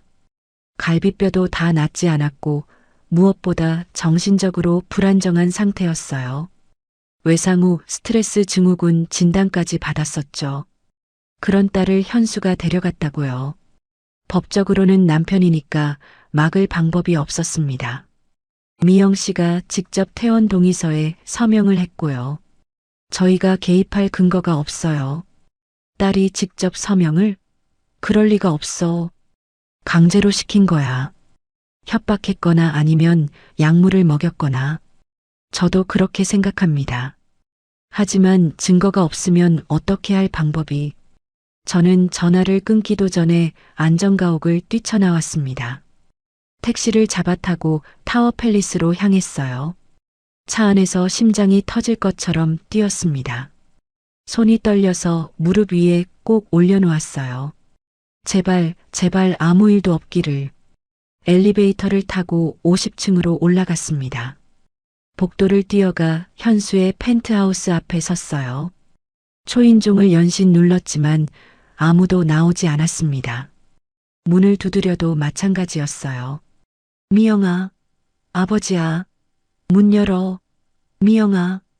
제 목소리가 텅 빈 복도에 울려 퍼졌습니다. 메아리처럼 돌아왔어요. 아무런 응답이 없었습니다. 한참을 두드리고 소리를 지른 뒤에야 문이 천천히 열렸어요. 그런데 문 앞에 선 사람을 보고 저는 그 자리에서 얼어붙었습니다. 미영이었어요. 하지만 제가 아는 딸이 아니었습니다. 눈에 초점이 없었어요. 동공이 풀려 있었고 표정은 아무런 감정도 없이 멍했습니다. 마치 영혼이 빠져나간 인형처럼요. 피부는 창백했고 입술은 바짝 말라 있었어요. 뭔가 약물에 취한 것 같았습니다. 아니, 확실히 약을 먹은 상태였어요. 미영아, 괜찮니? 아버지야. 나랑 같이 가자. 병원 가야 해. 저는 딸의 손을 잡으려 했습니다. 그런데 미영이가 제 손을 뿌리쳤어요. 차갑고 단호하게요. 마치 낯선 사람의 손을 피하듯이. 아버지, 가세요. 뭐라고? 집에 가시라고요. 저 괜찮아요. 남편이랑 잘 지낼 거예요. 걱정 마세요. 믿을 수가 없었습니다. 이게 무슨 소리인지. 저는 딸의 양 어깨를 붙잡았어요. 눈을 들여다봤습니다. 텅 빈 눈이었어요. 미영아, 정신 차려. 저놈이 널 얼마나 때렸는지 잊었어? 내 갈비뼈가 부러졌잖아. 얼굴이 피투성이가 됐었잖아. 예은이 앞에서 너를 그렇게 패면서 죽이겠다고 소리를 질렀어. 기억 안 나? 그건 제가 잘못해서 그런 거예요. 딸의 입에서 나온 그 말에 저는 숨이 막혔습니다. 마치 누군가 제 목을 조르는 것 같았어요. 그건 제가 잘못해서요. 전형적인 가정폭력 피해자의 말이었습니다. 현수가 딸의 정신을 완전히 지배해버린 거였어요. 약물과 협박과 고립으로 세뇌를 시킨 거였습니다. 가스라이팅의 끝판왕이었죠. 제가 남편 말을 안 들어서 그랬어요. 제가 먼저 화를 냈고요. 남편은 원래 그런 사람이 아니에요. 아버지가 자꾸 남편을 괴롭히잖아요. 투자자들한테 협박하고 언론에 거짓말하고 아버지 때문에 우리 가정이 무너지고 있어요. 미영아, 그게 무슨... 제발 그만하세요. 딸이 갑자기 소리를 질렀습니다. 조용하던 복도에 날카로운 비명이 울렸어요. 눈에서 눈물이 주르르 흘러내렸습니다. 하지만 그 눈물 뒤에는 공포가 있었어요. 현수에 대한 공포요. 저를 밀어내는 것도 어쩌면 자기를 보호하기 위한 행동이었을 겁니다. 놈이 뒤에서 지켜보고 있을 테니까요. 딸은 자기가 할 수 있는 유일한 방법으로 버티고 있는 거였어요. 미영 씨, 거기서 뭐해? 누구야? 안쪽에서 현수의 목소리가 들려왔습니다. 느긋하고 여유로운 목소리였어요. 딸의 어깨가 움찔했습니다. 공포에 질린 토끼 같았어요. 온몸이 굳어버린 것처럼 보였습니다. 아무것도 아니에요, 여보. 아버지가 잠깐 왔는데 그냥 가신대요. 미영이가 문을 닫으려 했습니다. 저는 발을 문틈에 끼워 넣었어요. 통증이 느껴졌지만 상관없었습니다. 예은이는? 예은이 어디 있어? 예은이는 괜찮아요. 학교 갔어요. 이 시간에? 밤 7시인데 학교에 갔다고? 딸의 눈이 흔들렸습니다. 시선이 왼쪽으로 잠깐 움직였어요. 거짓말을 할 때 사람들이 흔히 보이는 반응이었죠. 미영아, 예은이 어디 있는 거야? 제발 말해줘. 아버지한테 제발. 그때 현수가 현관으로 나왔습니다. 반팔 셔츠에 슬리퍼 차림이었어요. 손에는 와인 잔을 들고 있었습니다. 느긋하게 웃고 있었어요. 완벽한 승리자의 미소였죠. 장인어른, 이 늦은 시간에 웬일이세요? 아, 예은이요? 제가 잠시 친척 집에 보냈어요. 요즘 할아버지 때문에 아이가 너무 불안해해서요. 악몽을 꾸고 밤마다 울어요. 어디로 보냈어? 정확히 어디야?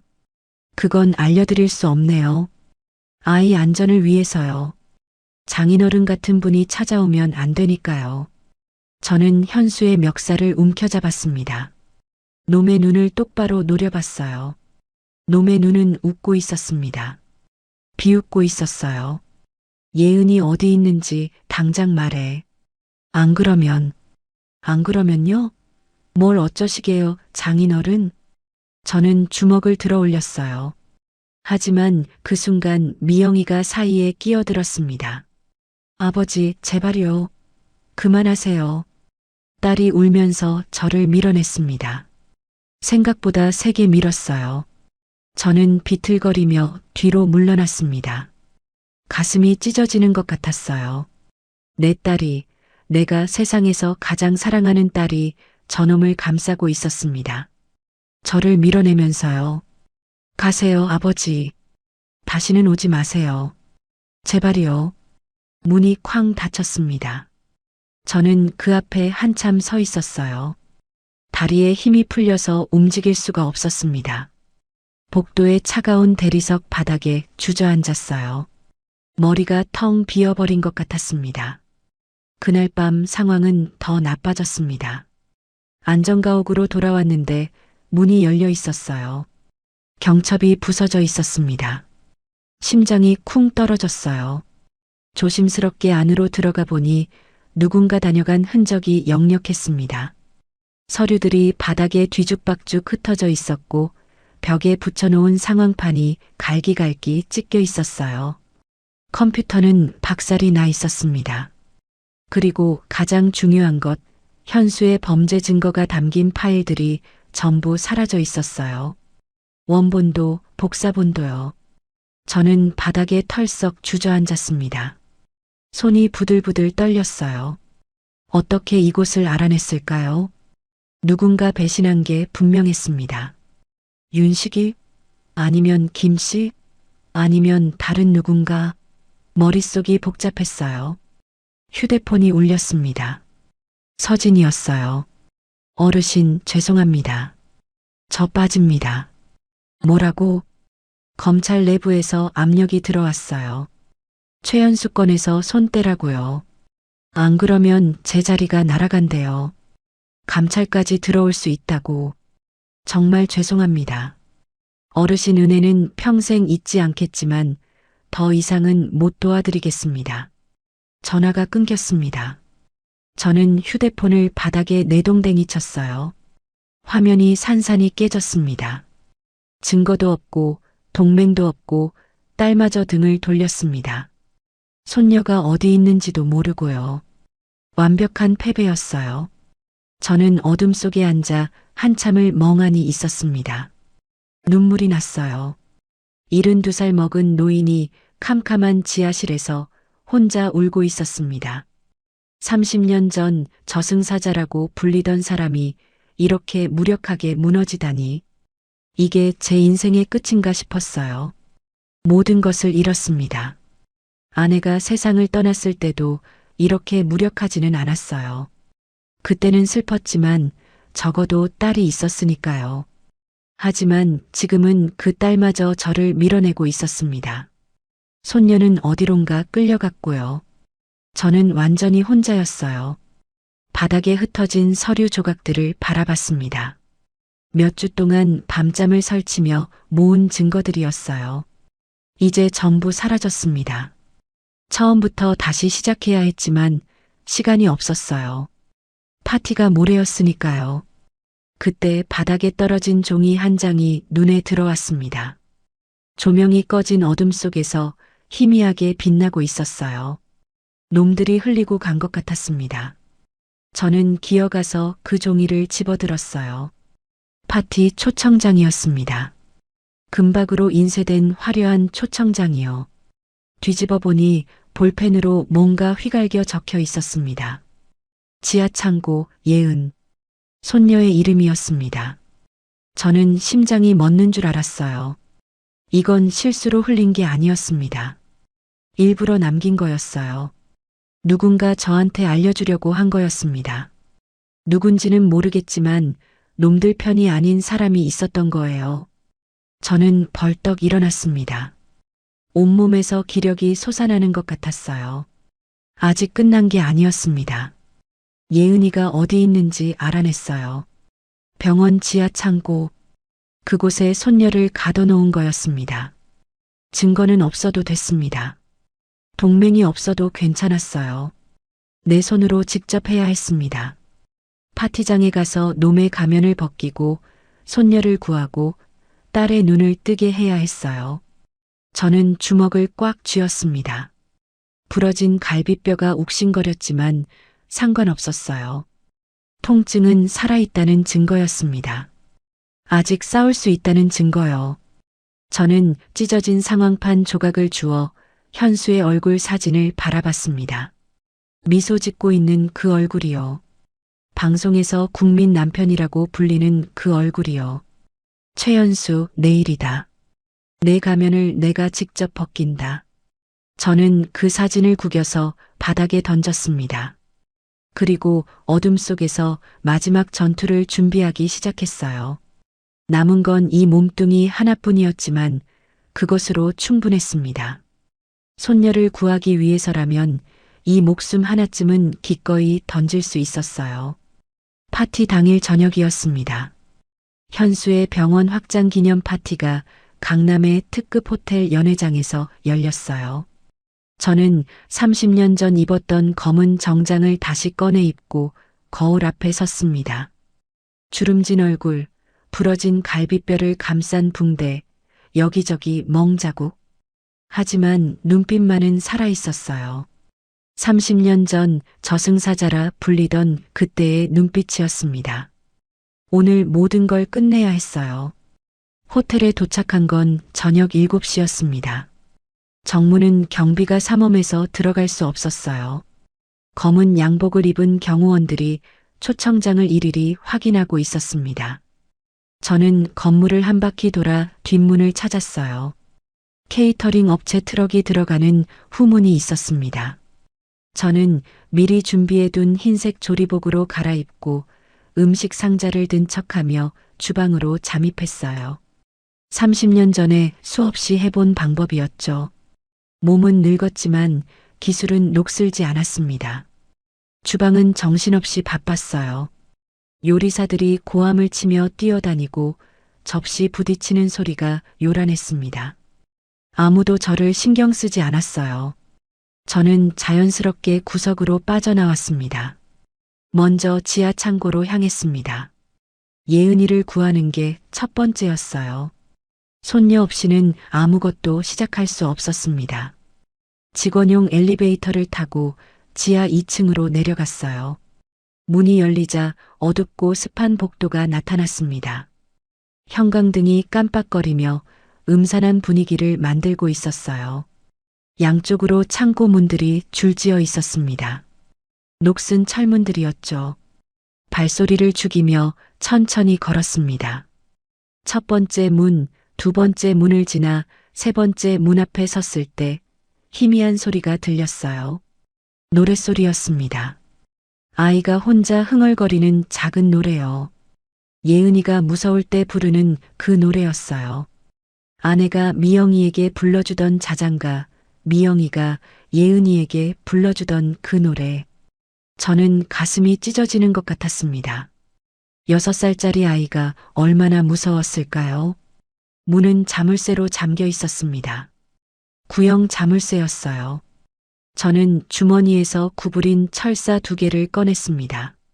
자물쇠 구멍에 넣고 몇 초간 조작했어요. 딸깍 소리와 함께 자물쇠가 풀렸습니다.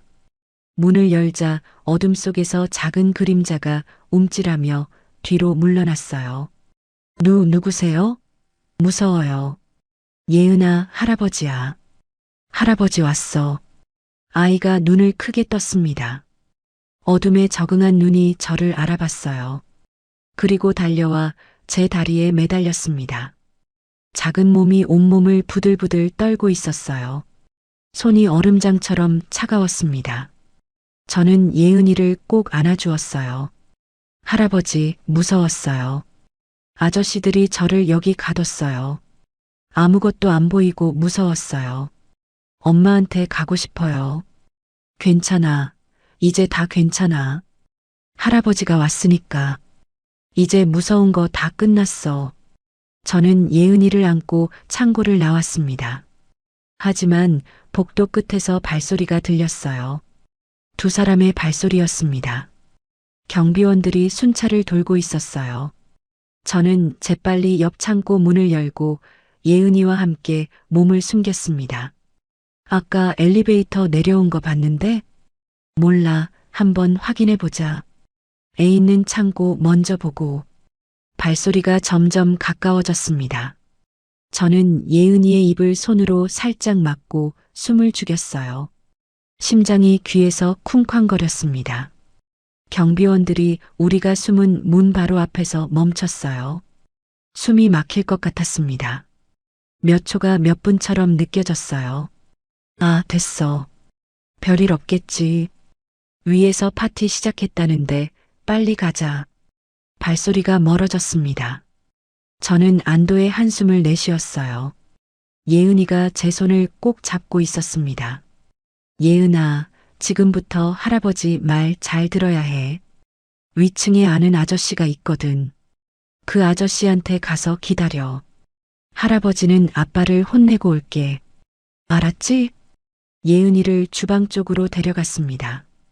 거기서 윤식이가 배치해둔 사람이 기다리고 있었어요. 동맹이 다 떠난 줄 알았는데 윤식이만은 끝까지 남아 있었습니다. 안전가옥에 쪽지를 흘린 것도 그였어요. 저는 속으로 감사했습니다. 이제 연회장으로 올라갈 차례였습니다. 연회장은 화려함 그 자체였어요. 천장에 매달린 거대한 샹들리에가 수천 개의 불빛을 뿌리고 있었습니다. 유명 인사들이 곳곳에 모여 웃고 떠들고 있었어요. 정치인, 연예인, 재벌 자녀들. 모두 현수의 VIP 고객들이었죠. 프로포폴을 맞으러 온 사람들이요. 그리고 무대 중앙에 현수가 서 있었습니다. 미영이를 옆에 세우고 환하게 웃으며 손님들과 인사를 나누고 있었어요. 완벽한 국민 남편의 모습이었죠. 딸의 얼굴은 여전히 멍했습니다. 두꺼운 화장으로 멍 자국을 가렸지만 저는 다 알 수 있었어요. 저 미소가 진짜가 아니라는 것을요. 저는 케이터링 복장을 벗어 던지고 검은 정장 차림으로 연회장 안으로 걸어 들어갔습니다. 사람들 사이를 헤치며 무대 앞으로 다가갔어요. 경비원들이 저를 발견하고 달려왔지만 이미 늦었습니다. 최연수, 제 목소리가 연회장에 울려 퍼졌습니다. 밴드의 음악이 멈췄어요. 모든 시선이 저에게 쏠렸습니다. 수백 명의 눈이 저를 바라보고 있었어요. 현수의 얼굴이 굳어졌습니다. 하지만 금방 능숙하게 미소를 되찾았어요. 아, 장인어른. 오셨군요. 가족이니까 환영합니다. 이 자리에 있는 분들께 알려드리겠습니다. 저는 천천히 무대 위로 올라갔습니다. 경비원들이 막으려 했지만 저는 멈추지 않았어요. 저 사람은 가정폭력범입니다. 제 딸을 수년간 때려왔어요. 갈비뼈를 부러뜨리고 얼굴을 피투성이로 만들었습니다. 6살짜리 아이 앞에서 엄마를 죽이겠다고 소리를 질렀어요. 웅성거림이 연회장 전체로 퍼졌습니다. 사람들이 수군거리기 시작했어요. 현수의 미소가 점점 굳어졌습니다. 장인어른, 여기서 이러시면 곤란합니다. 치매 증상이 있으신 것 같은데 누가 좀 모셔다 드려요. 치매? 아니야. 내 정신은 멀쩡해. 그리고 증거도 있어. 저는 품에서 작은 기기를 꺼냈습니다. 예은이에게 준 고민형에 들어있던 녹음기였어요. 그날 밤 모든 소리가 담겨 있었습니다. 녹음기의 재생 버튼을 눌렀습니다. 연회장에 설치된 마이크를 통해 소리가 울려 퍼졌어요. 죽어. 그냥 죽어버려. 현수의 광기 어린 고함이 터져나왔습니다. 딸의 처절한 비명소리, 쿵쿵거리는 타격음, 유리 깨지는 소리, 그리고 예은이의 울음소리. 연회장이 순식간에 얼어붙었어요. 사람들의 얼굴에 경악이 퍼졌습니다. 몇몇 여자들은 손으로 입을 막았어요. 이건 조작이야. 저 미친 노인이 만들어낸 거라고.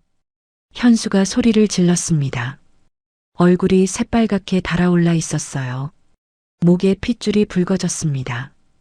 이성을 잃기 시작한 거였죠. 가면이 벗겨지고 진짜 얼굴이 드러나고 있었어요.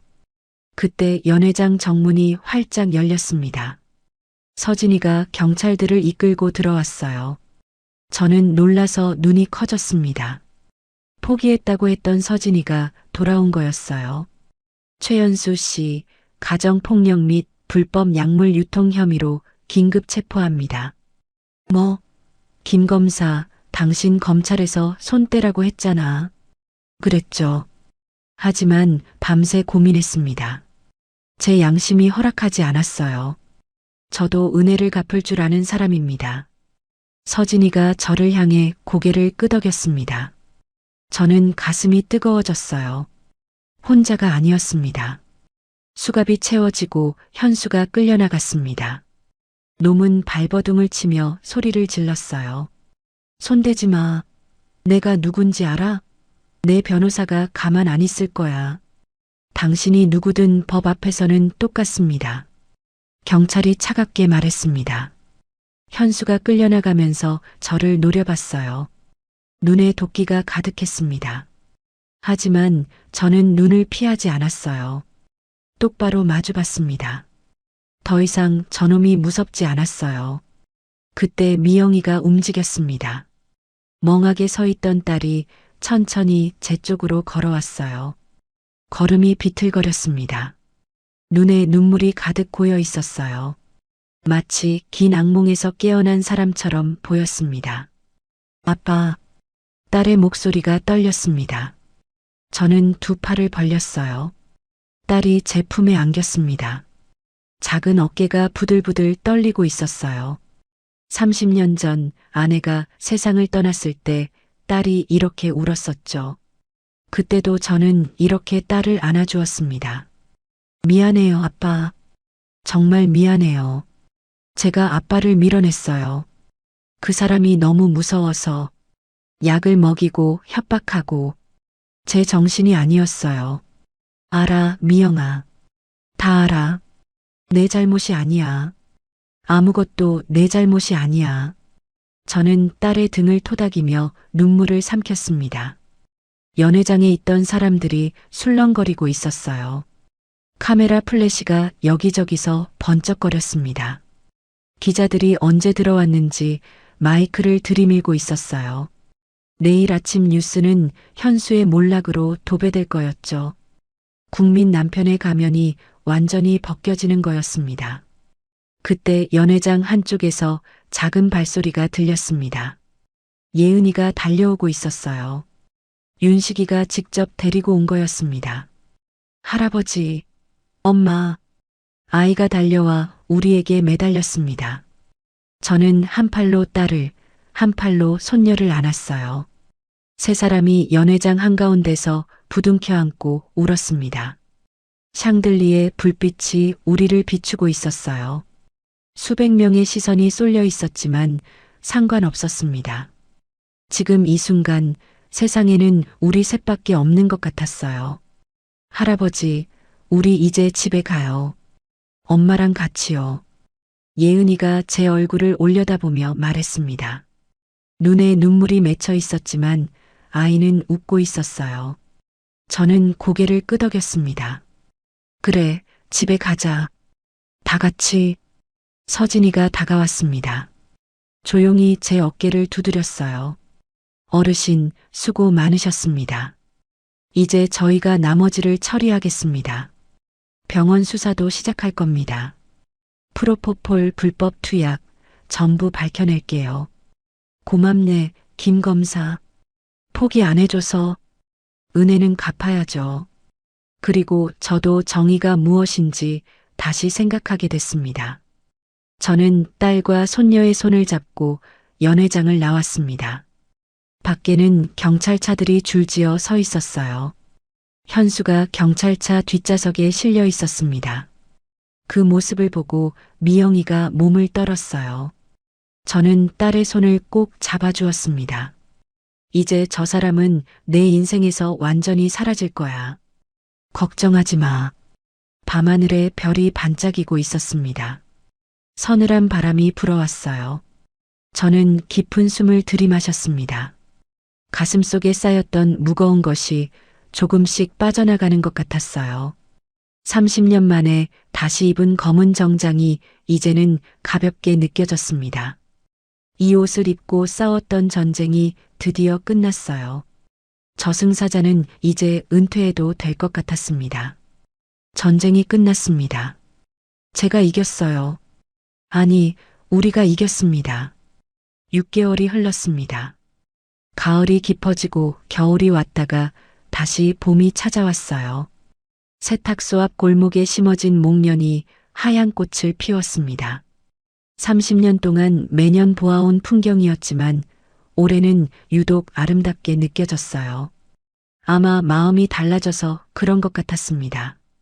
최연수는 징역 12년을 선고받았어요. 가정폭력, 불법 약물 유통, 아동감금, 협박, 의료법 위반 등 수많은 혐의가 인정됐죠. 재판이 진행되는 동안 현수는 끝까지 발악했습니다.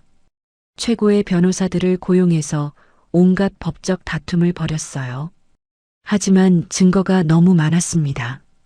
고민형에 담긴 녹음 파일, 병원 이중 장부, VIP 고객 명단, 프로포폴 유통 경로, 그리고 무엇보다 미영이의 직접적인 증언이 결정타였어요. 법정에서 딸이 증인석에 섰던 날을 저는 평생 잊을 수가 없습니다. 검은 정장을 입고 긴장한 얼굴로 선서를 했어요. 처음에는 목소리가 너무 작아서 들리지 않았습니다. 판사가 마이크에 가까이 대라고 했죠. 미영이의 손이 부들부들 떨리고 있었어요. 현수가 피고인석에서 딸을 노려보고 있었습니다. 저는 방청석에서 딸에게 힘을 보내려고 눈을 마주쳤어요. 미영이가 저를 보더니 살짝 고개를 끄덕였습니다. 그리고 말하기 시작했어요. 결혼 후 처음 맞은 날부터 그날 밤까지 6년간의 지옥 같은 결혼 생활을 낱낱이 이야기했습니다. 목소리가 떨렸지만 멈추지 않았어요. 때로는 울먹였고 때로는 숨을 고르며 잠시 쉬기도 했습니다. 하지만 끝까지 해냈어요. 3시간이 넘는 증언이었습니다. 저는 방청석에서 주먹을 꽉 쥐고 딸을 바라봤어요.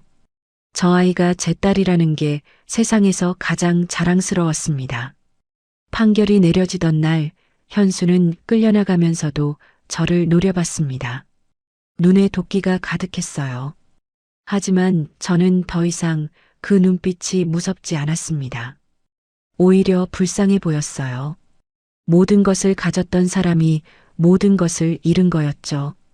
돈도 명예도 가족도 자유도. 감옥에서 12년을 보내고 나오면 그 사람에게는 아무것도 남아있지 않을 겁니다.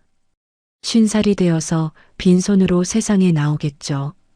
그게 그 사람이 선택한 삶의 결과였습니다. 미영이와 예은이는 지금 저와 함께 살고 있습니다. 세탁소 위층 작은 방에서요. 원래 창고로 쓰던 공간이었는데 깨끗이 정리하고 도배를 새로 했어요. 방 2개의 작은 부엌과 화장실. 좁긴 했지만 우리에게는 충분했습니다.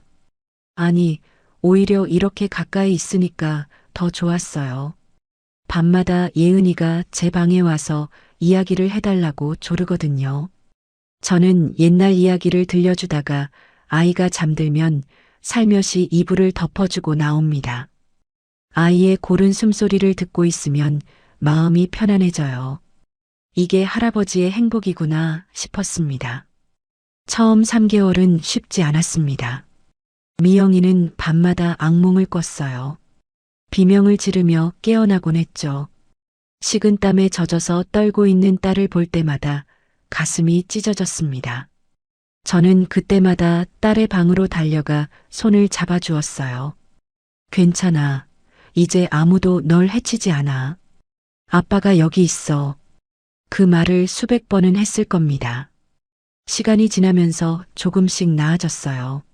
악몽의 횟수가 줄었고 딸의 얼굴에 조금씩 생기가 돌아오기 시작했습니다.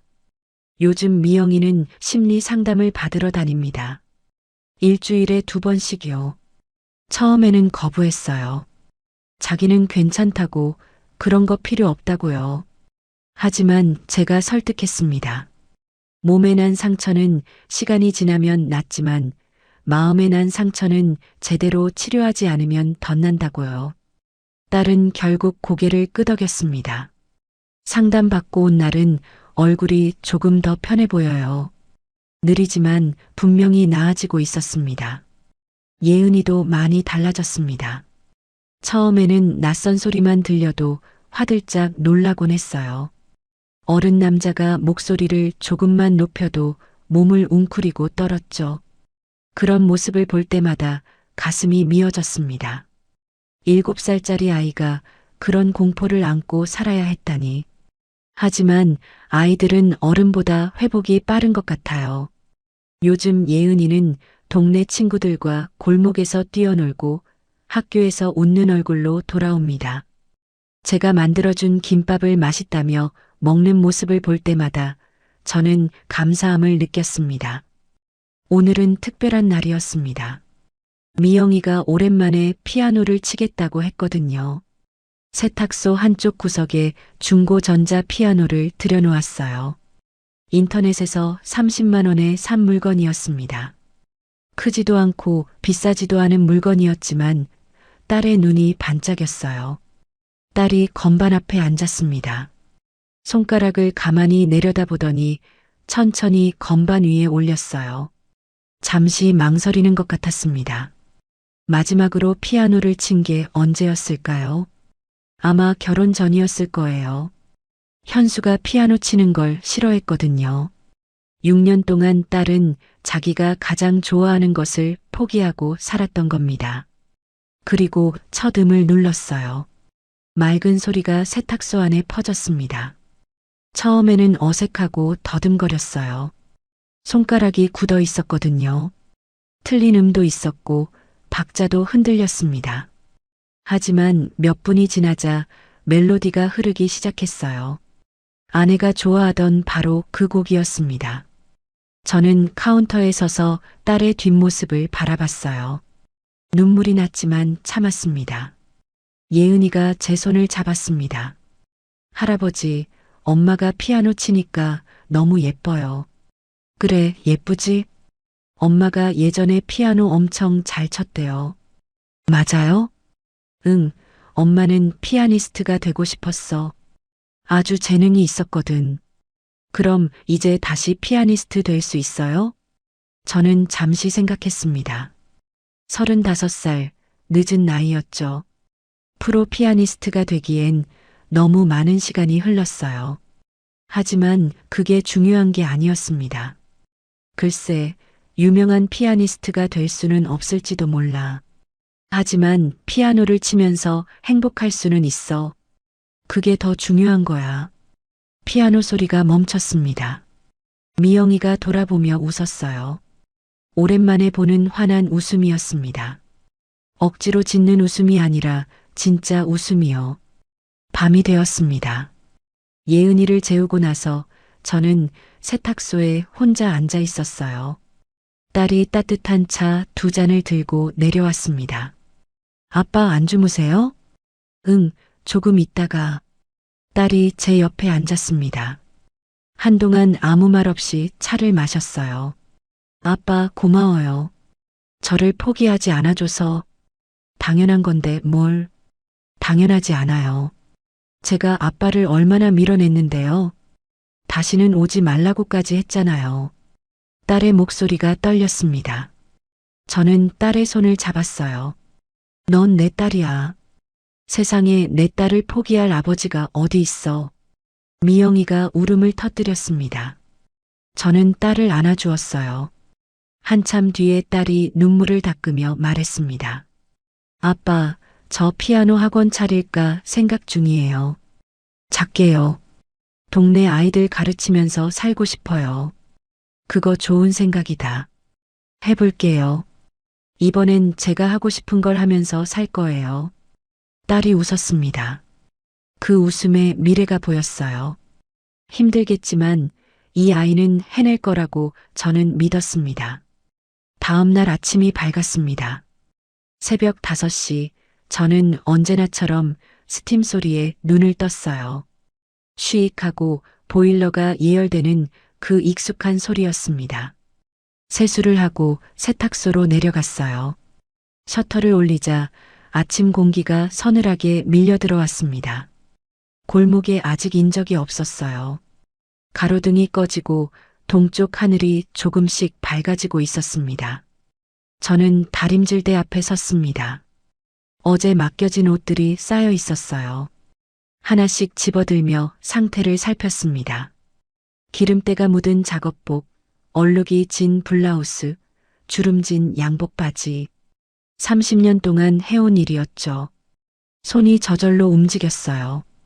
다리미를 예열하고 스팀을 뿌리고 주름을 하나씩 펴나갔습니다. 문득 생각했습니다. 제 인생도 이 옷들 같았구나. 얼룩이 지고 구겨지고 찢어지기도 했죠. 하지만 정성을 들이면 다시 깨끗해질 수 있었어요. 다림질로 안 되는 얼룩은 도려내야 한다고 생각했었는데 사실 가장 중요한 건 포기하지 않는 것이었습니다. 끝까지 문지르고 두드리고 정성을 들이는 것. 그러면 대부분의 얼룩은 빠지더라고요. 아침 8시쯤 되자 예은이가 교복을 입고 내려왔습니다. 가방을 메고 학교 갈 준비를 하고 있었어요. 할아버지, 다녀올게요. 그래, 조심히 가. 점심 맛있게 먹고. 네. 예은이가 골목을 뛰어가는 모습을 바라봤습니다. 올해 초등학교 2학년이 된 아이였어요. 작년 이맘때만 해도 어둠 속에서 떨고 있던 아이가 이제는 밝게 웃으며 학교에 갑니다. 아이들은 참 대단해요. 어른보다 훨씬 강하고 회복력이 좋았습니다. 잠시 뒤 미영이도 내려왔습니다. 오늘은 심리 상담 받는 날이었어요. 아빠 다녀올게요. 점심은 냉장고에 있는 거 드세요. 그래, 갔다 와. 딸이 골목을 걸어가는 뒷모습을 봤습니다. 어깨가 펴져 있었어요. 6개월 전만 해도 항상 움츠리고 다녔는데 이제는 당당하게 걸었습니다. 조금씩, 아주 조금씩 제 딸이 돌아오고 있었어요. 오전에 손님이 몇 명 왔습니다. 단골인 김신의 아주머니는 남편 와이셔츠를 맡기면서 이런저런 동네 이야기를 해주었어요. 사장님, 요즘 따님 얼굴이 많이 좋아지셨네요. 다행이에요, 정말. 고맙습니다. 손녀분도 참 밝아졌고요. 옛날 생각하면 가슴이 아픈데 이제 좋은 일만 있을 거예요. 동네 사람들은 우리에게 일어난 일을 다 알고 있었습니다. 뉴스에도 크게 나왔으니까요. 처음에는 수군거리는 시선이 불편하기도 했어요. 하지만 대부분의 사람들은 따뜻했습니다. 함부로 질문하거나 동정하는 대신 그냥 평범하게 대해주었어요. 그게 가장 큰 위로였습니다. 점심때 윤식이가 찾아왔습니다. 손에 삼겹살 선물 세트를 들고요. 형님, 뭐 좀 사왔습니다. 따님이랑 손녀분이랑 드세요. 자네가 왜 이런 걸 사와? 들어와, 차라도 한잔 하고 가. 윤식이와 마주 앉아 차를 마셨습니다. 이 친구가 아니었으면 저는 그날 파티장에 들어가지도 못했을 거예요. 다른 사람들이 다 등을 돌렸을 때 윤식이만은 끝까지 제 편에 있어 주었습니다. 평생 잊을 수 없는 은혜였죠. 형님, 최연수 그놈 면회 신청하는 사람이 아무도 없대요. 부모도 친척도 친구도요. 돈 있을 때는 주변에 사람이 그렇게 많았는데 지금은 아무도 안 찾아간대요. 그럴만하지. 인생 참 허무하네요. 그 많던 돈이랑 명예가 다 무슨 소용입니까? 저는 창밖을 바라봤습니다. 골목에 봄볕이 따뜻하게 내리쬐고 있었어요. 윤씨가, 나는 이제야 알겠어. 인생에서 제일 중요한 게 뭔지. 뭔데요, 형님? 가족이야. 돈도 명예도 권력도 다 부질없어. 내 곁에 사람이 있느냐 없느냐, 그게 제일 중요한 거야. 나는 딸이 있고 손녀가 있어. 그걸로 된 거야. 윤식이가 고개를 끄덕였습니다. 저녁이 되어 미영이와 예은이가 돌아왔습니다. 셋이서 저녁을 먹고 설거지를 하고 텔레비전을 봤어요. 예은이가 만화를 보며 깔깔 웃었습니다. 미영이는 그런 딸을 보며 미소 지었어요. 저는 그 모습을 바라보며 생각했습니다. 이게 행복이구나. 특별한 게 아니었어요. 그냥 가족이 함께 있고 웃고 서로를 바라보는 것. 비싼 집도 좋은 차도 높은 지위도 필요 없었습니다. 그냥 이렇게 함께 있으면 되는 거였어요. 밤이 깊어지고 예은이가 잠들었습니다. 저는 세탁소에 혼자 남아 내일 아침에 찾아갈 옷들을 정리했어요. 하나씩 비닐에 싸서 걸어 놓았습니다. 내일도 손님들이 오겠죠. 내일 모레도 그 다음 날도 평범한 하루가 계속될 거예요. 창밖으로 달이 떠 있었습니다. 밝은 보름달이었어요. 저는 문득 아내 생각이 났습니다. 당신이 떠난 지 20년이 넘었네요. 딸이 많이 힘들었어요. 하지만 이제 괜찮아졌어요. 우리 손녀도 잘 크고 있고요. 당신이 봤으면 좋겠어요. 새벽이 다가오고 있었습니다. 곧 보일러가 예열되면서 익숙한 소리를 낼 거예요. 쉬익 하는 그 소리요. 저는 일어나 내일을 준비했습니다. 72살 세탁소 주인 장태산. 한때 저승사자라 불렸던 사람. 이제는 그냥 평범한 할아버지입니다.